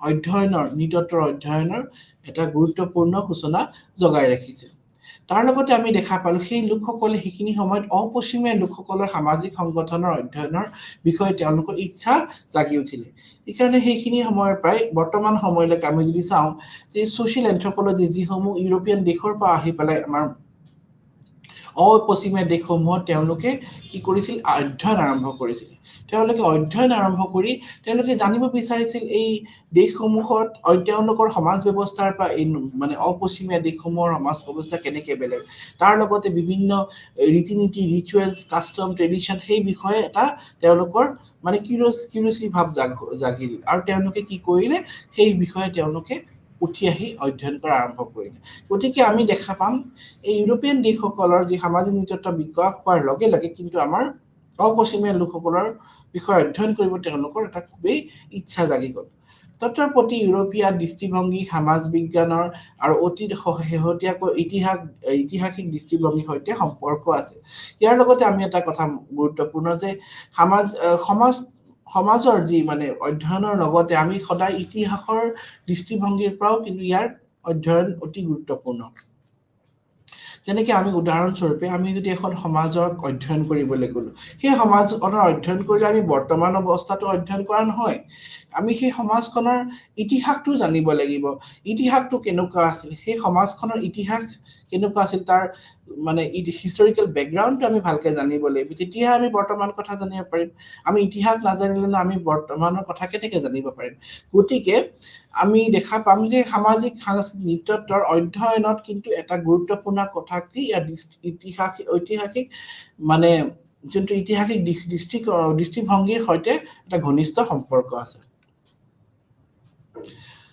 সামাজিক সাংস্কৃতিক নৃতত্বৰ হৃদয় হৈছে নৃতত্ব ই এক সাংস্কৃতিক গোটৰ লিখিত বৰ্ণনা মিছনাৰী আৰু উপনিৱেশ বিষয়সকলৰ ক্ষেত্ৰত প্ৰতিবেদনৰ সৈতে আৰম্ভ হোৱাৰ পৰাই নৃতত্বৰ গ্ৰাফিক বহুতো পৰিৱৰ্তন হৈছে যোনটো মই আগৰ ক্লাছতো ডিসকাস কৰিছিলো যে নৃতত্বৰনো কেনেকে তাৰ সূচনা কেনেকে আৰম্ভ হ'ল কেনেকে ইয়াৰ অধ্যয়নৰ আৰম্ভণি কোনে ধৰি ৰাখিছিলে এতিয়া আমি মনত ৰাখিব লাগিব সদায় যি মিছনাৰীসকলৰ আৰু উপনিৱেশসকলৰ কথা সেই উপনিৱেশসকলৰ এটা গুৰুত্বপূৰ্ণ ভূমিকা জড়িত হৈ আছে কাৰণ কি তেওঁলোকে যিমানখিনি তথ্য তেওঁলোকে দিছিলে সেই তথ্যসমূহৰ পৰা নৃতত্বৰ অধ্যয়নৰ এক নতুন সূচনা জাগি উঠিছিলে 1960 দশকৰ পৰা পৰিৱৰ্তন প্ৰতি বৃদ্ধি পাইছিলে কিয়নো গোলকীয় সংযোজৰ স্বীকৃতিৰ মানৱ সৈতে হৈ পৰিছিল আৰু আন সমাজৰ বিজ্ঞানীসকলে নৃতত্বৰ পদ্ধতি গ্ৰহণ কৰিছিল আৰু উত্তৰ আধুনিকতাই লোকসকলৰ ওপৰত পৰিৱৰ্তনৰ প্ৰতিফলিত চৰ্তত আৰোপ কৰিছিল গতিকে যদি আমি নৃতত্বৰ ইতিহাসটো আমি আগত পঢ়িছিলো আগৰ কথা ক্লাছতো ডিসকাস কৰিছো অলপ কথা নৃতত্বৰ ইতিহাসনো কেনেকে হ'ল নৃতত্বৰ শব্দটো বিকাশ হোৱাৰ লগে লগে কি হৈছিল ইয়াৰ সময় যোৱাৰ লগে লগে ইয়াৰ সাইন্টিফিক ষ্টাডি এটা আৰম্ভ কৰিছিল প্ৰথমতে হয়তো যি আৰ্ম চেয়াৰ এন্থ্ৰোপলজিষ্টসকলে তেওঁলোকে ক্ষেত্ৰ অধ্যয়নৰ মানে গুৰুত্ব দিয়া নাছিলে কিন্তু মেলিনস্কি নামটো আমি মনত ৰাখিব লাগিব তেওঁ কি কৰিছিল তেওঁ ফিল্ড ৱৰ্কৰ ওপৰত গুৰুত্ব দি পেলাই তেওঁ পাৰ্টিচিপেণ্ট অবজাৰভেশ্যনৰ ওপৰত খুব গুৰুত্ব দিছিলে তেওঁ সেই পাৰ্টিচিপেশ্যন অবজাৰভেশ্যনৰ ওপৰত গুৰুত্ব দিয়াৰ কাৰণে হয়তো নৃতত্বৰ যিসমূহ তথ্য নৃতত্ব দাঙি ধৰিব পাৰিছে সেই তথ্যসমূহ নিৰ্ভুল কোনো ভুল নোহোৱা আৰু তাতে কোনো একো কথা ক'ব নোৱাৰে কাৰণ কি সেইসমূহ তথ্য ডাইৰেক্টলি তেওঁলোকে নৃতত্ববিদসকলে ক্ষেত্ৰ অধ্যয়নত গৈ পেলাই তেওঁলোকে আহৰণ কৰিছিলে গতিকে আমি এইটো কথা মনত ৰাখিব লাগিব যে নৃতত্বৰ যিটো মানে অধ্যয়নৰ গুৰি সেইটো গুৰিটো হৈছে মিছনাৰীসকলৰ আৰু উপনিৱেশসকলৰ গুৰুত্বপূৰ্ণ ভূমিকা আছে তেওঁলোকে বিভিন্ন দেশ ভ্ৰমণ কৰি পেলাই তেওঁলোকে যি তথ্যসমূহ লৈছিল সেই তথ্যসমূহ পিছত কিতাপ আকৃতি তেওঁলোকে পাব্লিছ কৰিছিল আৰু পিছলৈ সেই তথ্যসমূহ অতি গুৰুত্বপূৰ্ণ তথ্য হিচাপে বিবেচনা কৰা হৈছিল সেই তথ্যৰ পৰাই কিন্তু আমি বহুত কথা জানিব পাৰো যি বৰ্তমান সময়ৰ সেই নৃতত্বৰ আধাৰেই কিন্তু সেই তথ্যসমূহ পিছলৈ বিভিন্ন নৃতত্ববিদসকলে তাৰ ওপৰত অধ্যয়ন কৰা আৰম্ভ কৰিলে তেওঁলোকে সেই তথ্যসমূহ আৰু বিস্তাৰভাৱে অধ্যয়ন কৰি পেলাই তাৰ লগত সমাজৰ কি সম্পৰ্ক আছে বিভিন্ন সমাজৰ বিষয়ে তেওঁলোকে অধ্যয়ন কৰা আৰম্ভ কৰিলে তাৰ লগে লগে তেওঁলোকে অন্য অপশ্চিমীয়া দেশসকলৰ বিষয়েও তেওঁলোকৰ জানিবলৈ ইচ্ছা হ'ল এইকাৰণে আমি দেখা পাম নৃতত্বৰ অধ্যয়ন কিন্তু সময় যোৱাৰ লগে লগে অতি মানে গভীৰ হিচাপে আৰম্ভ হ'ল যে ভাৰতবৰ্ষৰ কথা যোনটো আমি ক'ব বিচাৰো তেতিয়াহ'লে আমি ছাৰ উইলিয়াম জোনছৰ নামটো মনত ৰাখিব লাগিব তেওঁ এছিয়াটিক ছ'চাইটি অফ বেংগল স্থাপন হোৱাৰ পিছৰ পৰাই যি মানে এটা মানে নতুন এটা সূচনা জগালে যে নৃতত্বৰ অধ্যয়নৰ যদিও প্ৰথম অৱস্থাত সেনেকুৱা ধৰণৰ নাছিলে কিন্তু পিছলৈ তেওঁলোকে অন্য জনজাতি ভাৰতৰ বিভিন্ন লোকসকলৰ বিষয়ে তেওঁলোকে জানিবলৈ তেওঁলোকে এটা ষ্টাডি আৰম্ভ কৰিলে আৰু তাৰ পৰাই কিন্তু কি হ'ল পিছত নৃতত্বৰ অধ্যয়নৰ গুৰুত্ব আৰম্ভ হ'ল তাৰপিছত আমি নৃতত্ব বিজ্ঞানৰ পদ্ধতিগত অংশীদাৰ হৈছে নৃতত্ব সমাজৰ তুলনামূলক অধ্যয়ন ইয়াৰ পদ্ধতিগত অংশীদাৰে হৈছে নৃতাত্ত্বিক সমাজৰ তুলনামূলক অধ্যয়ন নৃতাত্ত্বিক তুলনামূলক অধ্যয়ন ইয়াত anthropological study from anthropological point of view ইয়াত কি কৰে সমাজক অধ্যয়ন কৰে মানে এন্থ্ৰোপলজিকেল পইণ্ট অফ ভিউ এতিয়া কিছুমান লোকে সমাজৰ অধ্যয়ন কৰিব বহুতে কৰিব কিন্তু আমি নৃতাত্ত্বিক মানে দৃষ্টিকোণৰ পৰা যেতিয়া আমি সমাজক অধ্যয়ন কৰিম হেনে অধ্যয়ন অতি নিৰ্ভুল সেইকাৰণে কৈছে ইয়াত নৃতত্ব বিজ্ঞানত আমি পদ্ধতিগত অংশীদাৰ হৈ নৃতাত্ত্বিকভাৱে সমাজৰ তুলনামূলক অধ্যয়ন কৰোঁ তাৰ লগতে এই তুলনামূলক অধ্যয়নটো কম্পেৰেটিভ ষ্টাডিটো কালচাৰেল এন্থ্ৰোপলজিষ্টেই হওক এন্থ্ৰোপলজিষ্টেই হওক নাইবা আমাৰ ফিজিকেল এন্থ্ৰোপলজিষ্টেই হওক প্ৰত্যেকে কিন্তু তুলনামূলক অধ্যয়নটো কৰে কম্পেৰেটিভ ষ্টাডি আৰু তুলনামূলক অধ্যয়নটো কৰাৰ লগে লগে আমি বহুত কথাখিনি জানিব পাৰোঁ বিশেষকৈ যেনে এখন সমাজত যেতিয়া এজন নৃতত্ব নাইবা এখন গৱেষকে যেতিয়া তেওঁ অধ্যয়ন কৰিবলৈ যাব তেতিয়া তেওঁ দেখিব তেওঁ সদায় কম্পেয়াৰ কৰিব তেওঁ সদায় কম্পেয়াৰ কৰি চাব এখন সমাজ আৰু আগৰ সমাজৰ লগত এখন সমাজ আগতে কেনেকুৱা আছিল তেওঁ কম্পেয়াৰ কৰি চাব তেওঁ বয়সীয়াল লোকৰ পৰা তেওঁ কিছু তথ্য লৈ পেলাই তেওঁ তুলনা কৰি চাব তেওঁ তুলনা কৰি দেখা পালে যে এতিয়া বৰ্তমান সময়ৰ যোনখন সমাজ আগৰ সমাজতকৈ দেখোন বেলেগ হৈছে কি কাৰণেনো বেলেগ হৈছে সেই বেলেগ হোৱা কাৰণটো কি তাৰ লগতে কি ক্ষেত্ৰত বেলেগ হৈছে সেই এটা যোনটো মানে ষ্টাডি যোনটো কম্পেৰেটিভ ষ্টাডি সেইটো এন্থ্ৰোপলজিহে কৰিব পাৰে ইয়াৰ প্ৰথম দশকত নৃতত্বই আদৰ্শ পৃষ্ঠা কৰিছিল যে পৃথিৱীত সংস্কৃতি এক সম্পূৰ্ণ নৃতাত্ত্বিক ৰেকৰ্ডৰ তুলনামূলক অধ্যয়ন অনুমতি দিব যাৰ ফলত সকলো সমাজত বিৱৰ্তন আৰু কাৰ্যকলাপৰ বিষয়ে সাধাৰণীকৰণ হ'ব এতিয়া আমি দেখা পাম যে নৃতত্বৰ যি মানে বিজ্ঞানগত যি অধ্যয়ন সেই বিজ্ঞানগত অধ্যয়নত সমাজৰ বিৱৰ্তনৰ কথাও অধ্যয়ন কৰে সমাজ ব্যৱস্থা কেনেকৈ পৰিৱৰ্তন হৈ সমাজৰ কেনেকৈ বিৱৰ্তন হৈ সমাজখন কেনেকৈ সৃষ্টি হ'ল আৰু যেনেকৈ এই বৰ্তমান সমাজখন কেনেকৈ পৰিৱৰ্তন হৈ আহিল কি চেঞ্জেছ আহিলে সমাজখনত সমাজটো কেতিয়াও একেই নহয় সেই চেঞ্জেছবিলাক কেনেকৈ আহিল তাৰ বিষয়ে অধ্যয়ন কৰে। লগতে ইয়াত আৰু এটা কথা আমাৰ ইয়াৰ চিলেবাছত আছে, সেইটো হ'ল সমাজ আৰু সংস্কৃতি। সমাজ আৰু সংস্কৃতিৰ বিষয়েও আমি আগতে আলোচনা কৰি আহিছোঁ, কিন্তু তাৰ লগতে সমাজ নাইবা সংস্কৃতি আমি যদি বিভিন্ন নৃতাত্ত্বিক দিশৰ পৰা অধ্যয়ন কৰি চাওঁ, তেতিয়া দেখা পাম যে বহু সমাজ বিজ্ঞানে তথা নৃতাত্ত্বিকসকলে সমাজৰ সংজ্ঞা বিভিন্ন ধৰণে বেলেগ বেলেগকে দিছে। এতিয়া মেক আইভাৰৰ মতে যদি আমি চাওঁ, তেওঁ যোনটো সামাজিক নৃতত্ত্বত তেওঁ যি সমাজৰ কথা তেওঁ অধ্যয়ন কৰি কৈছে, তাতে তেওঁ কৈছে মতে সমাজ হ'ল এক সামূহিক ব্যৱস্থা য'ত প্ৰচলিত আচাৰ ব্যৱহাৰ কাৰ্যপদ্ধতিক লগতে পাৰস্পৰিক সাহায্য আৰু বিভিন্ন গোট আৰু বিভিন্নজনৰ মানুহৰ আচৰণ আৰু স্বতন্ত্ৰতা নিয়ন্ত্ৰণ নিহিত হৈ আছে। এজন ব্যক্তিৰ যোনটো মানে তেওঁৰ নিজৰ ইচ্ছা, তেওঁ কি কৰিব বিচাৰিছে আৰু লগতে সেই মানুহৰ আচৰণ নিয়ন্ত্ৰণ কৰা হয়। গতিকে সেইটো এটা গুৰুত্বপূৰ্ণ আমাৰ যোনটো চিলেবাছত আছে, ছ'চাইটি এণ্ড কালচাৰ। আমি জানো যে সমাজ আৰু সংস্কৃতি এটা মুদ্ৰাৰ দুটা পিঠি বুলি ক'ব পাৰোঁ। এটাৰ অবিহনে কেতিয়াও সমাজ থাকিব নোৱাৰে, সংস্কৃতিৰ অবিহনে কেতিয়াও সমাজ থাকিব নোৱাৰে, সমাজৰ অবিহনে কেতিয়াও সংস্কৃতি থাকিব নোৱাৰে। তাৰ লগতে আমি যদি চাওঁ যে সমাজত এটা প্ৰচলিত যিবিলাক নিয়ম আছে, প্ৰচলিত যি কাৰ্য আছে, প্ৰচলিত যি পাৰস্পৰিক যি নিয়ম কানুন চলি আছে, সেই প্ৰত্যেকে কিন্তু ইটো সিটোৰ লগত এটা সম্পৰ্ক আছে। Society is a web of social relationship. যোনটো কথা আমাক কোৱাই হৈছে যে সমাজত আমি মকৰা জালৰ লগত নিচিনা, যে ইটোৰ লগত সিটো এটা সম্পৰ্ক জড়িত হৈ আছে। গতিকে মেক আইভাৰৰ যদি আমি ডেফিনেশ্যনটো চাওঁ, তেতিয়া আমি দেখা পাম তেওঁ যি কৈছে যে সমাজে ইটোৰ লগত বান্ধি ৰাখে, তাৰ লগতে সমাজে আমাৰ মানুহৰ আচৰণ নিয়ন্ত্ৰণ কৰে। এজন ব্যক্তিয়ে নিজৰ ইচ্ছামতে কেতিয়াও কাম কৰিব নোৱাৰে, পাৰে তেওঁ এনেধৰণৰ কাম কৰিব লাগিব যোনটো সমাজৰ বাহিৰত নহয়, সমাজৰ বাহিৰত তেওঁ কেতিয়াও কাম কৰিব নোৱাৰে। গতিকে এই সামাজিক সাংস্কৃতিক নৃতত্বই এইসমূহ দিশৰ বিষয়ে বিশেষকৈ তেওঁ সমাজৰ আচল অৰ্থত সমাজখন কেনেকুৱা, সমাজৰ যি সংজ্ঞা, সমাজৰ যি ভূমিকা এজন ব্যক্তিৰ জীৱনত, লগতে সমাজে কেনেকেনো এখন সুস্থিৰ ভাৱে এখন মানে ছ'চাইটিখন কেনেকে মানে চলাব পাৰে তাৰ বিষয়েও কিন্তু সামাজিক সাংস্কৃতিক নৃতত্ব অধ্যয়ন কৰে। কাৰণ কি সমাজখন যদি সুস্থিৰ নহয়, তেতিয়া সমাজখন কেনেকে আগবাঢ়ি যাব?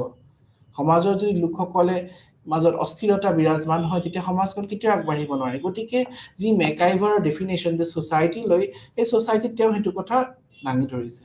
লগতে এতিয়া আমি গ্ৰীনৰ ডেফিনেশ্যন মতে সমাজ হ'ল যিকোনো ব্যক্তিৰ দ্বাৰা গঠিত এক বৃহত্তম গোট বুলি কৈছে। তেওঁ কৈছে সমাজ এক গোট বুলি কৈছে।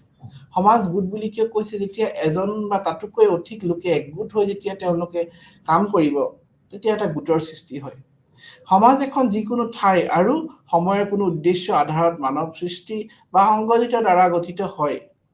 মানুহৰ উদ্দেশ্য হৈ সমাজ এখন সৃষ্টি হয়।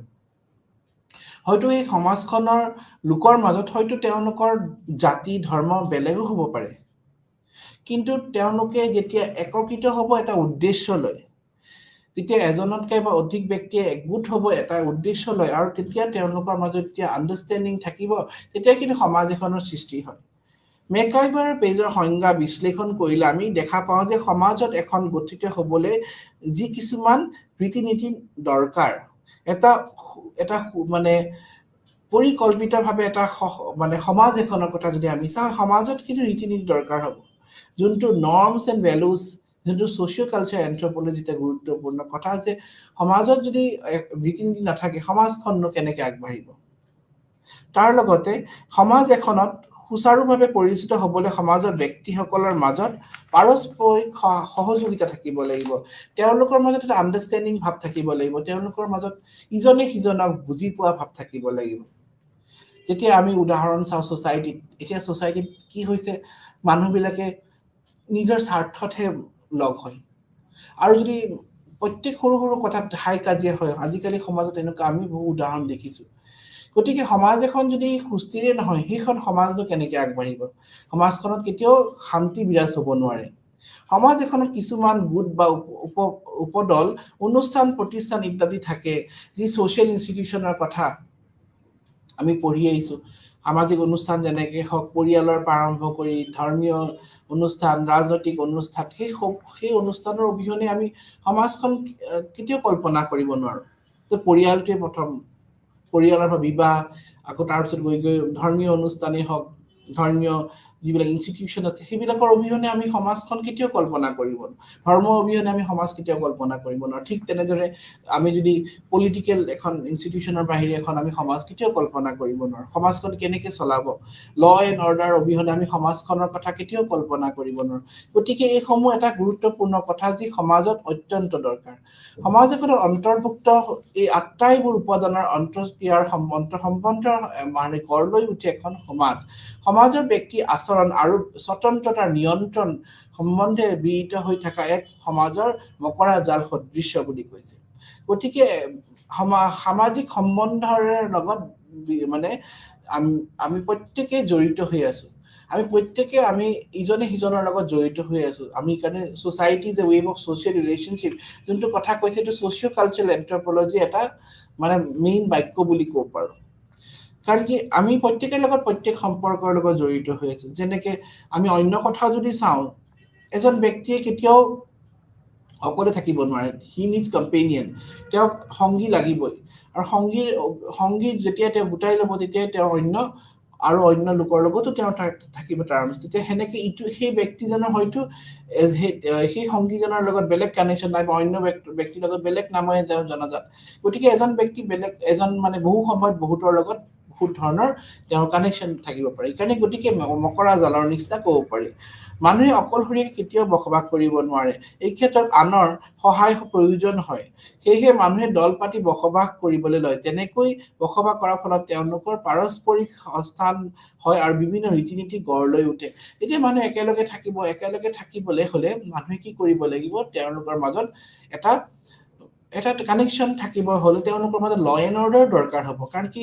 একেলগে থাকিলে হয়তো কেতিয়াবা কাজিয়া পেচাল হ'ব পাৰে আৰু সেই প্ৰবলেমবিলাক কোনে সলভ কৰিব তাৰ কাৰণে আকৌ পলিটিকেল ইনষ্টিটিউশ্যনৰ দৰকাৰ মানুহৰ মাজত মানে ধৰ্মীয় চেতনা জগাবলৈ এটা ৰিলিজিয়াছ ইনষ্টিটিউশ্যনৰ দৰকাৰ আছে মানুহৰ মাজত যাতে তেওঁলোকে বন্ডিংটো ভাল থাকিব বিভিন্ন ক্লাব সেইবিলাক সৃষ্টি হৈছিল গতিকে এইসমূহ কিন্তু এটা জড়িত এইটোৰ লগত সিটো এই ৰীতি নীতিবোৰে মানুহৰ খোৱা লোৱা বিবাহ আৰু উৎসৱ শিক্ষা পূজা পাতল আদি দৈনন্দিন জীৱনত কাৰ্যৰ সৈতে নিয়ন্ত্ৰণ কৰি থাকে ক্ৰমান্বয়ে ৰীতি নীতিয়ে জটিল ৰূপ ধাৰণ কৰিছে সমাজৰ প্ৰচলিত ৰীতি নীতি পুৰুষাৰ্থই প্ৰচলিত হৈ আছে সমাজৰ সদস্য তথা সমাজখনৰ নিয়ন্ত্ৰণ ৰাখিবলৈ প্ৰত্যেক সমাজতে গঢ়ি লৈ উঠিছে প্ৰত্যেক সমাজতে কিছু ৰীতি নীতি আছে সেই ৰীতি নীতিসমূহে কিন্তু সমাজখনত গঢ় লৈ উঠিছে বেলেগ বেলেগ ধৰণে আৰু এই ৰীতি নীতিসমূহ কেতিয়াও যে এখন সমাজত যি আছে হয়তো সেই অন্য সমাজত যে একেই থাকিব এইটো আমি কেতিয়াও ক'ব নোৱাৰো গাঁওখনত তেনে কাৰ্যত হ'ল জ্যেষ্ঠজনৰ দ্বাৰা গঠিত পঞ্চায়ত যি পঞ্চায়ত ব্যৱস্থা সেই পঞ্চায়ত ব্যৱস্থা যিটো আমি পলিটিকেল ইনষ্টিটিউশ্যন পলিটিকেল চিষ্টেম যোনটো আমাৰ সমাজত আছে সেই বয়োজ্যেষ্ঠ লোকৰ দ্বাৰাই গঠিত হৈছিল পঞ্চায়তত লোৱা সিদ্ধান্তসমূহ সকলোৱে মানি ল'ব লাগে কোনোৱে পঞ্চায়ত নিৰ্দেশন অমান্য কৰিব নোৱাৰে নাইবা অমান্য কৰি তেওঁক শাস্তি দিয়া হ'ব গতিকে সমাজ এখনত সুন্দৰকৈ চলিবলৈ থাকিলে পাৰস্পৰিক সাহায্য দৰকাৰ হ'ব ইটো সিটোৰ মাজত এটা আণ্ডাৰষ্টেণ্ডিং থাকিব লাগিব তাৰ লগতে আমি যদি মানৱ সমাজৰ কিছু বৈশিষ্ট্যৰ কথা আমি আলোচনা কৰোঁ তেতিয়া আমি দেখা পাম সমাজ এখন বহু লোকৰ গঠিত যদি সমাজৰ কথা কওঁ আৰু ইয়াত অন্য এক ভৌগোলিক পৰিসীমা আছে মানৱ সমাজৰ কথাই যদি কওঁ এটা পৰিসীমা এটা জড়িত হৈ আছে আৰু সেই পৰিসীমাৰ ভিতৰতে তেওঁলোকে থাকিব লাগিব তাৰ লগত সমাজৰ নিৰাময় বা আকাৰ বিহীন ইয়াত কোনো একোটা নিৰ্দিষ্ট আকাৰ নাই সময়ৰ লগে লগে ইয়াৰ আকাৰ হয়তো পৰিৱৰ্তন হ'ব পাৰে আৰু আমি কেতিয়াও ক'ব নোৱাৰো যে এখন সমাজ এটা ঠাইতে বসবাস কৰে জাগালৈ সময়লৈ সেইটো বেলেগ বেলেগ হ'ব পাৰে কিছু ব্যক্তি ধৰিলে অসমীয়া সমাজ যেতিয়া অকল আমি অসমতে আছে আমি ক'ব নোৱাৰো পৃথিৱীৰ বিভিন্ন ঠাইতো আছে অসমীয়া লোক বসবাস কৰি আছে গতিকে সেইটো এটা গুৰুত্বপূৰ্ণ কথা সংস্কৃতিৰ অবিহনে আমি সমাজৰ কেতিয়াও মানে কেতিয়াও তাৰ এটা আমি পিকচাৰ ভাবিবই নোৱাৰো কাৰণ কি আমি মানুহৰ যোনটো এটা মানে মেইন বৈশিষ্ট্য হৈছে মানুহৰ সংস্কৃতি আছে মানুহ সংস্কৃতি সম্পন্ন লোক গতিকে মানুহৰ যদি সংস্কৃতি নাথাকে সমাজখন আমি কল্পনাই কৰিব নোৱাৰো সমাজখনত সংস্কৃতিয়ে মানুহক জীয়াই ৰাখিছে গতিকে সংস্কৃতি অবিহনে আমি সমাজৰ কেতিয়াও কল্পনাই কৰিব নোৱাৰো প্ৰত্যেকখন সমাজত একোটা নিৰ্দিষ্ট সংস্কৃতি আছে সেই নিৰ্দিষ্ট সংস্কৃতিয়ে কিন্তু সমাজখনক চহকী কৰি ৰাখিছে যেনে উদাহৰণস্বৰূপে আমি আমি দেখা পাম যে প্ৰত্যেক সমাজতে তেওঁলোকৰ বিশেষ বিশেষ কিছু সংস্কৃতি আছে, বিশেষ নিয়ম কানুন, বিশেষ ৰিচুৱেলছ ট্ৰেডিশ্যন, যিখিনি পৰম্পৰা সমাজভেদে বেলেগ বেলেগ। যিখিনি পৰম্পৰা ইয়াতে আছে হয়তো অন্য সমাজত নাথাকিব পাৰে, সমাজভেদে নিয়মবিলাক বেলেগ বেলেগ দেখা পাওঁ। গতিকে এইখিনি এটা উল্লেখযোগ্য কথা। আমি ক'ব নোৱাৰো যে প্ৰত্যেক সমাজতে সংস্কৃতি একেই হ'ব, হয়তো সিমিলাৰিটি আছে, নোহোৱা নহয়, এটা প্যাৰেলালিজম আছে কালচাৰত, কিন্তু এইটো নহয় যে সব একেই হ'ব সংস্কৃতি। এতিয়া আমি পাঞ্জাবৰ যোনটো কালচাৰ আমাৰ কালচাৰৰ লগত একেই ক'ব নোৱাৰো, কিন্তু ঠিক তেনেদৰে তেওঁলোকে যেনেকে মকৰ সংক্ৰান্তি লোহৰী উৎসৱ পালন কৰে, ঠিক এনেকে আমি ইয়াতে বিহু কৰোঁ, একেই সময়তে কৰা হয়, এইটো খেতিৰ লগত জড়িত হৈ আছে। গতিকে এনেকুৱা ধৰণৰ হয়তো কানেকশ্যন থাকিব পাৰে। সমাজৰ একোটা নিৰ্দিষ্ট লক্ষ্য থাকে, প্ৰত্যেক সমাজৰে একোটা নিৰ্দিষ্ট লক্ষ্য আছে, এটা উদ্দেশ্য আছে। এক নিৰ্দিষ্ট লক্ষ্যৰ সমাজৰ লোকসকলৰ উমৈহতীয়া বাঞ্ছাৰ পূৰ্ণ কৰে বুলি ক'ব পাৰোঁ। যেনেকে প্ৰত্যেক সমাজতে একোটা লক্ষ্য, এটা উদ্দেশ্য লৈহে সমাজ এখন স্থাপন কৰা হৈছে। প্ৰথম উদ্দেশ্যটো হয়তো তেওঁলোকে শান্তিৰে বসবাস কৰা, ইজনে সিজনক সহায় কৰা, অন্য শত্ৰুপক্ষৰ পৰা সমাজখনৰ ৰক্ষা কৰা। এনেকুৱা বহুত ধৰণৰ লক্ষ্যৰহে, উমৈহতীয়া লক্ষ্যৰে, নিজৰ হেৰিয়াতে নহ'ব, উমৈহতীয়া লক্ষ্যৰে কিন্তু সমাজখন সৃষ্টি হৈছে। তাৰ পিছত সমাজৰ সদস্যসকলৰ মাজত বহু ক্ষেত্ৰত সাদৃশ্য আৰু পাৰ্থক্য থকা আমি দেখা পাওঁ। যোনটো আমি পাইছো যে প্ৰত্যেক সমাজত যে লোকসকলৰ মাজত যে সদায় একেটা ভাৱ থাকিব, এনেকুৱা নহ'বও পাৰে। চাৰিটা আঙুলি সমান নহয় আমাৰ, সেইটো আমি কৈয়ে থাকো বাক্য আমাৰ, যে সমাজ এখনত এজন ব্যক্তি অন্য ব্যক্তিৰ লগত যে কি হ'ব প্ৰত্যেকটো কথাতে, এইটো আমি ক'ব নোৱাৰো। তেওঁলোকৰ মাজত ডিফাৰেন্সেছ নিশ্চয় আছে।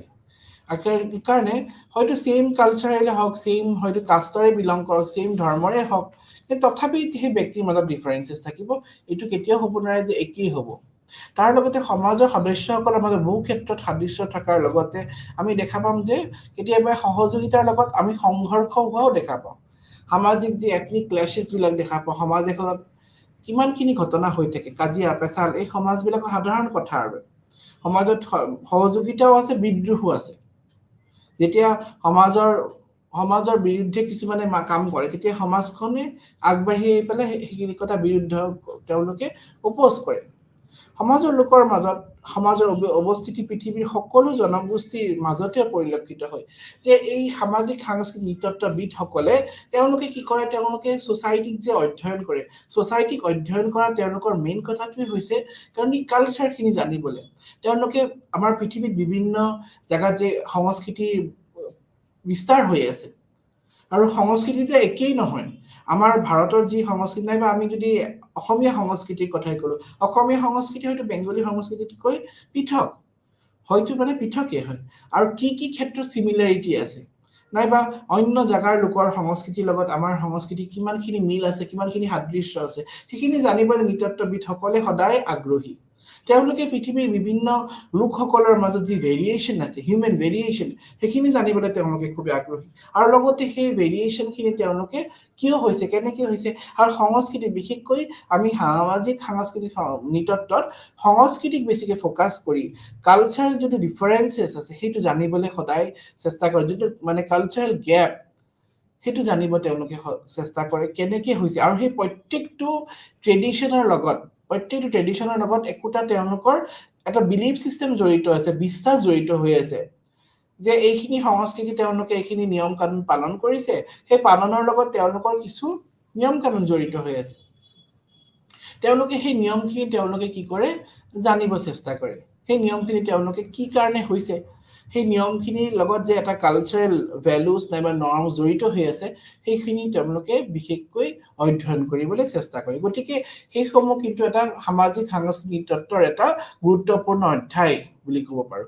আৰু সময়ৰ লগে লগে নৃতত্ববিদসকলে কি কৰে, পৃথিৱীৰ বিভিন্ন অঞ্চলত যি অধ্যয়ন প্ৰণালী আৰম্ভ কৰিছে, সেই অধ্যয়ন প্ৰণালীত সেইসমূহৰ বিষয়ে তেওঁলোকে অধ্যয়ন কৰা আৰম্ভ কৰিছে।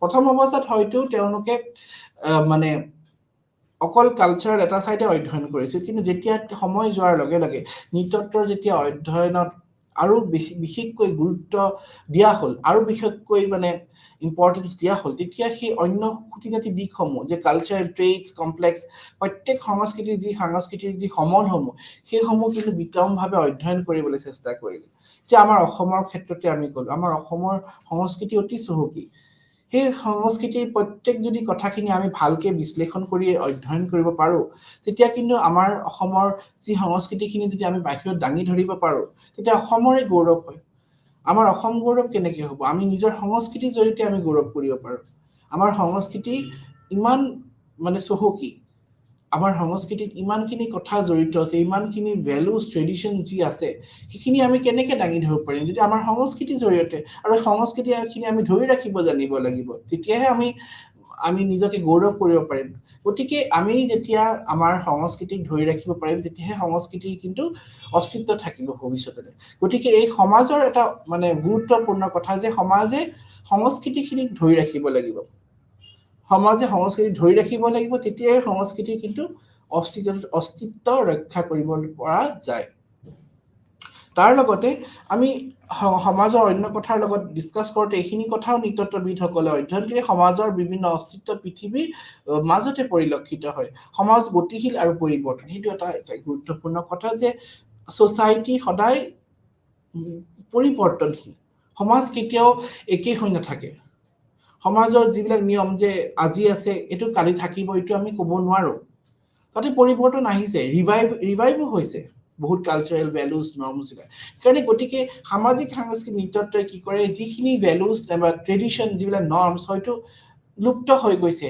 সেইখিনি পুনৰ উদ্ধাৰ কৰিবলৈ এতিয়া অতি প্ৰয়াস চলি আছে সেই ভ্যালুজ খিনি সেই ট্ৰেডিশন খিনি যিনি হয়তো কিবা ফোক টেলস আছে তাৰ লগত জড়িত আছে কেনেকুৱা ধৰণৰ আছে সেই কথাখিনি যদি ধৰি ৰাখিব পৰা যায় তেতিয়াহে আমি নিজকে মানে সমাজৰ আগত দাঙি ধৰিব পাৰিম পৃথিৱীৰ আগত নিজকে দাঙি ধৰিব পাৰিম গতিকে এইখিনি কথাৰ ওপৰত অতি গুৰুত্ব দি পেলাই চলি আছে নৃতত্ত্ববিদসকলে তাৰ লগতে যে সমাজ পৰিৱৰ্তন গতিশীল হোৱাৰ লগে লগে সমাজত কিছু চেঞ্জেস আহি যায় যেনেকৈ যিসমূহ নিয়ম এসময় ধৰি লওক বহুত আছিলে সেইখিনি নিয়ম এতিয়া চেঞ্জেস হৈ গ'ল সেইখিনি নিয়ম এতিয়া নাথাকিব এসময়ত সেই নিয়মবিলাক খুবেই আছিলে যেনেকৈ এসময়ত ধৰি লওক বহুখিনি ভ্যালুজ ট্ৰেডিশন জড়িত হৈ আছিল কিন্তু এতিয়া হয়তো নাই আমি আমাৰ সমাজৰ কথাই চাও এতিয়া অসমীয়া সমাজৰ যিখিনি নিয়ম এসময়ত আছিল হয়তো গোটেইখিনি নাই মানে সময়ৰ লগত চেঞ্জ হ'বই সময়ৰ লগত এইখিনি পৰিৱৰ্তন হ'ব আৰু এইটো গোটেইখিনি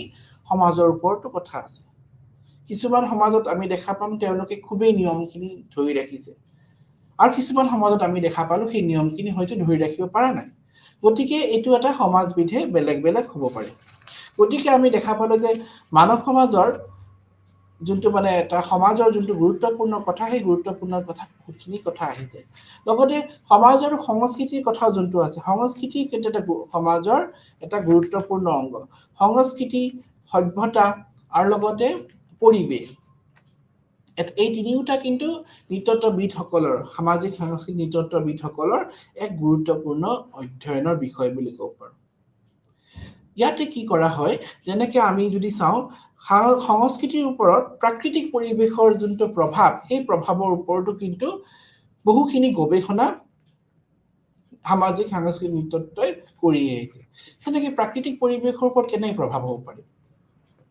এজন ব্যক্তি যেতিয়া তেওঁ ঠাণ্ডা জায়গাত থাকিব তেওঁ সেই ঠাণ্ডা জায়গাত থাকি পেলাই তেওঁ নিজকে কেনেকৈ বচাব অন্য জন্তুতকৈ মানুহ শ্ৰেষ্ঠ বুলি কোৱা হয় কিয় শ্ৰেষ্ঠ কাৰণ কি মানুহৰ সংস্কৃতি আছে মানুহে সেই ঠাণ্ডা জায়গাটো নিজকে জুই জ্বলাই পেলাই নিজকে ৰক্ষা কৰিব পাৰিব সেইখিনি বুদ্ধি মানুহৰ তাত আছে মানুহে পৃথিৱীৰ বিভিন্ন জায়গাত বিভিন্ন পদ্ধতি ব্যৱহাৰ কৰি নিজকে খাপ খুৱাব পাৰিছে যেনেকৈ উদাহৰণস্বৰূপে আমি অসমতে ক'লো অসমত বাঁহ বেতৰ বেছিকৈ ব্যৱহাৰ হয় বাঁহৰ ঘৰ মাটিৰ ঘৰ ট্ৰেডিশন যি হাতবিলাক আছে কিয় কাৰণ কি ইয়াত সেইখিনি মেটেৰিয়েল এভেইলেবল ঠিক তেনেদৰে আমি যদি চাওঁ অন্য জায়গাত মানে বৰফৰ জায়গাবিলাকত তাতে ধৰি লওক এনেকুৱা ঘৰ বনোৱা অসম্ভৱ তাতে বেলেগ ধৰণৰ ঘৰ বনাব এইসমূহ বিষয়বস্তু কিন্তু সামাজিক সাংস্কৃতিক নৃতত্ত্বই অধ্যয়নত তেওঁলোকে ৰাখিছে গতিকে আমি দেখা পাম যে সামাজিক সাংস্কৃতিক নৃতত্ত্বৰ যি বিষয়বস্তু সেই বিষয়বস্তুত বহুত কথাখিনি আহি যায় অকল যে আমি সোসাইটিৰ কথা অধ্যয়ন কৰিব হেনে নহয় আমাৰ ইয়াৰ ইতিহাসটো নৃতত্বৰ ইতিহাসটো চালে আমি গম পাম যে নৃতত্বৰ ইতিহাস কেনেকে সময়ৰ লগত পৰিৱৰ্তন হয় নৃতত্বই ইতিহাসত কি বস্তু সোমোৱাই ৰাখিছে একেবাৰে আৰম্ভণিৰ পৰা যদি আমি চালো এৰিষ্টটেলৰ পৰাই চালো গ্ৰীক দাৰ্শনিকৰ পৰাই আমি বৰ্তমান সময়লৈকে দেখা পাম নৃতত্বৰ অধ্যয়নৰ নতুন কথা অন্তৰ্ভুক্ত হৈছে এতিয়া আমি সোশিও কালচাৰেল এন্থ্ৰোপলজিত যদি আমি অকল সোসাইটিৰ অধ্যয়নতে সীমাবদ্ধ নাথাকে তেওঁলোকে সোসাইটিৰ লগত অন্য কথাসমূহ কেনেকে জড়িত হৈছে যেনেকে সোসাইটিৰ লগত কেনেকে এনভায়ৰনমেন্ট জড়িত পৰিৱেশ কেনেকে জড়িত হৈ আছে সেই সমূহৰ বিষয়ে অধ্যয়ন কৰে এটা জনগোষ্ঠী তেওঁলোকৰ খাদ্য প্ৰণালীৰ লগত তেওঁলোকৰ পৰিৱেশ কেনেকে জড়িত হৈ আছে সেইখিনি কথাও তেওঁলোকে অধ্যয়ন কৰে এটা জনগোষ্ঠী তেওঁলোকৰ জীৱিকাৰ লগত তেওঁলোকৰ পৰিৱেশ কেনেকে জড়িত হৈ আছে তাৰ বিষয়ে অধ্যয়ন কৰে বিভিন্ন লোককথা বিভিন্ন ফোক টেলছ বিভিন্ন মানে সংস্কৃতিৰ যি সমলসমূহ সেই বিষয়ে তেওঁলোকে ডিটেইল ভাৱে ষ্টাডি কৰা অধ্যয়ন কৰা আৰম্ভ কৰিছে গতিকে এতিয়া আমি সামাজিক সাংস্কৃতিক নৃতত্বৰ যিটো ট্ৰেডিশনেল ষ্টাডি সেই ট্ৰেডিশনেল ষ্টাডি পাই এতিয়া অলপমান বেলেগ ধৰণে অধ্যয়ন কৰা আৰম্ভ কৰে যিসমূহ বৰ্তমান সময়ৰ কাৰণে অতি প্ৰয়োজন নৃতত্বত এই বৰ্তমান সময়ত যোনটো মানে এসময়ত ভাৰতবৰ্ষৰ কথা ক'লো ভাৰতবৰ্ষৰ নৃতত্ব অধ্যয়নৰ যোনটো ধাৰা আছে সেই ধাৰাটো ক্ৰমান্বয়ে পৰিৱৰ্তন হৈ এতিয়া আধুনিক ন বিষয় ইয়াত অন্তৰ্ভুক্ত কৰা হৈছে যেতিয়া আমি ভাৰতৰ নৃতত্বৰ ইতিহাস চাওঁ তেতিয়া ইতিহাসত নিৰ্মাণ কাল সংযোজন কাল গঠনামূলক কাল সমালোচনামূলক কাল যোনটো চলি আছে বৰ্তমানলৈ সেই কালৰ বিষয়ে আমি দেখা পাওঁ আৰু যেতিয়া যোনটো বৰ্তমান সেইটো গঠনামূলক কালৰ পৰা এতিয়া আমাৰ সমালোচনামূলক কাললৈও গতি কৰিছে গতিকে নৃতত্বৰ যোনটো অধ্যয়নৰ যোনটো সূচনা সেই সূচনাটো যদি আমি চাওঁ তেতিয়া দেখা পাম ভাৰতত বিশেষকৈ ভাৰতত যদি আমি চাওঁ তেতিয়া দেখা পাম যে ছাৰ উইলিয়াম জোনছৰ যে এছিয়াটিক সোসাইটি অফ বেংগলৰ পৰা আৰম্ভ কৰি আমি মজুমদাৰ আকৌ তাৰপিছত বহু বিভিন্ন নৃতত্ববিদসকলে অধ্যয়নৰ সমাজৰ বিভিন্ন দিশসমূহ অধ্যয়ন কৰিবলৈ তেওঁলোকে আগবাঢ়ি আহিছে সমাজৰ বিভিন্ন জনগোষ্ঠী জাতি জনগোষ্ঠী তেওঁলোকৰ পৰম্পৰা জানিবলৈ তেওঁলোকে ফিল্ড ষ্টাডি আৰম্ভ কৰিছে ডিটেইল ফিল্ড ষ্টাডি সাইন্টিফিক প্ৰচেছৰে তেওঁলোকে ফিল্ড ষ্টাডি কৰা আৰম্ভ কৰিছে আৰু এই ফিল্ড ষ্টাডি কিন্তু এন্থ্ৰোপলজিক এটা নতুন মাত্ৰা দিবলৈ সক্ষম হৈছে গতিকে আমি এইটো কথা গম পাইছো যে নৃতত্বৰ যি অধ্যয়নৰ যোনটো ধাৰা সেইটো পৰিৱৰ্তন হৈছে যোন ট্ৰেডিশনেল ষ্টাডি আৰম্ভ কৰি এতিয়া মডাৰ্ণ যি আধুনিক সমস্যাসমূহ সেই সমস্যাসমূহ অধ্যয়ন কৰিবলৈ নৃতত্বই আগবাঢ়ি আহিছে তেওঁলোকে অধ্যয়নসমূহ হয়তো কাষ্টৰ লগত হ'ব পাৰে বিভিন্ন এথনিক ক্লেশেছ হ'বৰ বিষয়েও তেওঁলোকে অধ্যয়ন কৰিছে সমাজত বিভিন্ন সমস্যা বিষয়েও তেওঁলোকে অধ্যয়ন কৰিছে সমাজত এই সমস্যাসমূহ কেনেকৈ সলভ কৰিব পৰা যায় সেই তাৰ বিষয়েও কিন্তু নৃতত্বত সামাজিক সাংস্কৃতিক নৃতত্বই সেই বিষয়েও তেওঁলোকে অন্তৰ্ভুক্ত কৰিছে তেওঁলোকৰ অধ্যয়ন প্ৰণালীত গতিকে আমি দেখা পালো যে নৃতত্বৰ অধ্যয়নত অকল আমি সামাজিক সাংস্কৃতিক নৃতত্বৰ অধ্যয়নতে অকল যে সংস্কৃতিৰ ওপৰতে যে তেওঁলোকে সীমাবদ্ধ থাকিব এনে নহয় ইয়াৰ অধ্যয়নত বহুত কথা সোমাই যায় যেনে মানুহে জীৱিকাৰ লগত তেওঁলোকৰ সংস্কৃতি কেনেকৈ জড়িত হৈ আছে জীৱিকাৰ লগত সংস্কৃতি জড়িত হৈ আছে যে মই অলপ আগতে কৈছিলো যে এজন ব্যক্তি যেতিয়া নদীৰ কাষত বসবাস কৰিব তেওঁ মাছ মাৰি তেওঁ নিজৰ জীৱিকা অৰ্জন কৰিব আৰু মাছ মাৰিবলৈ তেওঁলোকে নিজৰ জীৱিকা অৱলম্বন কৰোঁতে তেওঁ এনেকুৱা ধৰণৰ কিছুমান সঁজুলি প্ৰস্তুত কৰিব সেই সঁজুলিসমূহ হয়তো পিছলে তেওঁ নিজৰ সংস্কৃতিৰ চহকী হৈ পৰিব মানে মাছ মৰা বিভিন্ন সঁজুলিসমূহ কথা ক'লো মই আৰু তাৰ লগত কিছুমান ট্ৰেডিশ্যনো আহি যায় অকুপেশ্যনৰ লগত ট্ৰেডিশ্যনো আহি গ'ল নিজে তেওঁ কেতিয়া মাছ মাৰিব মংগল চাব হয়তো তেওঁ কেতিয়া মাছ মাৰিব এনেকুৱা সময়ত তেওঁ মাছ মাৰিব মাছ মৰা সঁজুলিকো তেওঁ শ্ৰদ্ধা ভক্তিৰে কিছুমান ৰিচুৱেলছ পাৰফৰ্ম কৰিব এনেকুৱা আমি সমাজত বহুত ধৰণৰ দেখিছো ষ্টাডি হৈছে এনেকুৱা বহুত ধৰণৰ যে এই সঁজুলিসমূহক হয়তো পিছলৈ তেওঁলোকে পূজা পাতল কৰা আৰম্ভ কৰিব যেনেকে খেতি বাতিৰ কথাই ক'ল খেতি কৰাৰ আগে যেনেকে নতুনকে খেতি কৰে যেনে কৃষকে নতুন ধান তেওঁলোকে ন ধান কাটি আনি পেলাই পূজা কৰে তেওঁলোকে ন ধানক তেওঁলোকে লক্ষ্মী আদৰা যোনটো মানে আমাৰ সমাজত আছে তে সেইসমূহ কিন্তু আমাৰ খেতিৰ লগত আমাৰ কাষ্টম জড়িত হৈ গ'ল তে এইবিলাক নতুন কথা কিন্তু এন্থ্ৰোপলজিত আমাৰ অধ্যয়নত অন্তৰ্ভুক্ত হৈছে এন্থ্ৰপলজি তাৰ লগতে আমাৰ সমাজত যি সমস্যাসমূহৰ কি কাৰণেনো হৈছে তাৰ বিষয়ে বিতংভাৱে অধ্যয়ন কৰিবলৈ সদায় আগবাঢ়ি যায় সোসাইটিত যি প্ৰবলেম বিলাক হৈ আছে সোসাইটিটো সময়ে সময়ে বহুত সমস্যা হৈ আছে কেনেকেনো সেই সমস্যাসমূহ সমাধান কৰিব পৰা যায় সমস্যাটো থাকিব কিন্তু সমস্যাটো কি পদ্ধতিৰে তেওঁলোকে সমাধান কৰিব সেই সমাধানৰ পদ্ধতিৰ কাৰণে নৃতত্ত্ববিদসকলে বিভিন্ন তেওঁলোকে পৰামৰ্শ আগবঢ়াই আহিছে গতিকে আমি দেখা পালো এই নৃতত্ত্বৰ যি সামাজিক সাংস্কৃতিক নৃতত্ত্বৰ যিটো অধ্যায় সেই অধ্যায় প্ৰণালীত কিন্তু আৰু এটা গুৰুত্বপূৰ্ণ কথা হৈছে সেইটো ফিল্ড ষ্টাডি সেই তথ্যসমূহ আমি কেনেকে ল'ম সেই তথ্যসমূহ হৈছে ফিল্ড ষ্টাডিৰ জৰিয়তেহে ল'ম ফিল্ড ষ্টাডিৰ অবিহনে আমি নৃতত্ত্বৰ অস্তিত্ব আমি কেতিয়াও দাঙি ধৰিব নোৱাৰো ক্ষেত্ৰ অধ্যয়নৰ জৰিয়তে আমি নৃতত্ত্বৰ যোনটো অধ্যয়ন সেই অধ্যয়ন প্ৰণালী অতি ষ্ট্ৰং কৰিব পাৰো কাৰণ কি ক্ষেত্ৰ অধ্যয়নৰ জৰিয়তে আমি যি তথ্যসমূহ পাম সেই তথ্যসমূহ নিৰ্ভুল তথ্য তাতে কোনো ভুল নাথাকে আমি কোনো সেকেন্ডাৰী সোৰ্সৰ পৰা লোৱাতকে আমি যদি প্ৰাইমাৰী ডাটা লম তেতিয়া আমাৰ সেই ডাটাটো অতি নিৰ্ভৰযোগ্য হ'ব তাতে কোনো ভুল নাথাকে গতিকে নৃতত্ত্বত কি কৰা হয় এই ফিল্ড ষ্টাডিৰ ওপৰত গুৰুত্ব দি পেলাই বহু নৃতত্ত্ববিদসকলে সেই তেতিয়াৰ পৰাই সময়ৰ পৰাই তেওঁলোকে অধ্যয়ন প্ৰণালী আৰম্ভ কৰিছিল যদিও মই অলপ আগতে কৈছো যে যদিও এসময়ত আৰ্মচেয়াৰ এন্থ্ৰপলজিষ্ট আছিল তেওঁলোকে কি কৰিছিলে উপনিবেশসকলৰ পৰা আকৌ মিশনাৰীসকলৰ পৰা তেওঁলোকে তথ্যসমূহ লৈ পেলাই তেওঁলোকে অধ্যয়ন প্ৰণালী আৰম্ভ কৰিছিল আৰু সেই তথ্যসমূহে কিন্তু নৃতত্ত্বৰ ইতিহাসৰ গুৰি বুলি ক'ব পাৰো কাৰণ সেই তথ্যসমূহে নৃতত্ত্বৰ ইতিহাস দাঙি ধৰিছিলে নৃতত্ত্বৰ যোনটো গুৰি ধৰাটোৱে হৈছে সেই তথ্যসমূহ কিন্তু সময় যোৱাৰ লগে লগে সেই তথ্যসমূহ বিশ্লেষণ কৰি চালে নৃতত্ত্ববিদসকলে আৰু বিশ্লেষণ কৰাৰ পিছত তেওঁলোকে তাৰ পৰাই তেওঁলোকৰ নিজৰ মতামত দাঙি ধৰিছিল কিন্তু পিছলৈ ক্ষেত্ৰ অধ্যয়নৰ গুৰুত্বটো খুবেই গুৰুত্ব সহকাৰে লোৱা হ'ল কাৰণ কি ক্ষেত্ৰ অধ্যয়নৰ জৰিয়তে যি তথ্য ল'ম সেই তথ্যসমূহত অন্যৰ কোনো ইনফ্লুৱেঞ্চ নাথাকে নিজে গৈ পেলাই ডাটা কালেকশ্যন কৰি লোৱা হয় গতিকে ফিল্ড ষ্টাডি যোনটো হৈছে নৃতত্ত্বৰ লেবৰেটৰী বুলি কোৱা হয় গতিকে আমি ভাৰতবৰ্ষৰ এনেকুৱা বহু উদাহৰণ দেখা পাম যেনেকৈ শ্ৰীনিবাসৰ কথাই ক'লো তেওঁ কুকুৰৰ ওপৰত তেওঁ অধ্যয়ন কৰিছে তেতিয়া তেওঁ অধ্যয়ন কৰোঁতে যোনটো মনোগ্ৰাফ তেওঁ প্ৰস্তুত কৰিছে তাৰ কাৰণে তেওঁ বহুতখিনি ফিল্ড ষ্টাডি কৰিব লগা হৈছে ফিল্ড ষ্টাডিত আমি ফিল্ড ষ্টাডি কৰি পেলাইহে তেওঁ সেইখিনি বস্তু দাঙিব পাৰিছে তেওঁ গোটেইখিনি সেকেন্ডাৰী সোৰ্সৰ পৰা দাঙিব পৰা নাই গতিকে এই আমাৰ ভাৰতৰ যি নৃতত্ত্ববিদসকলৰ যি অৱদান সেই অৱদান কি নৃতত্ত্বত আমি ল'বই লাগিব তেওঁলোকৰ নাম ল'বই লাগিব কাৰণ কি তেওঁলোকৰ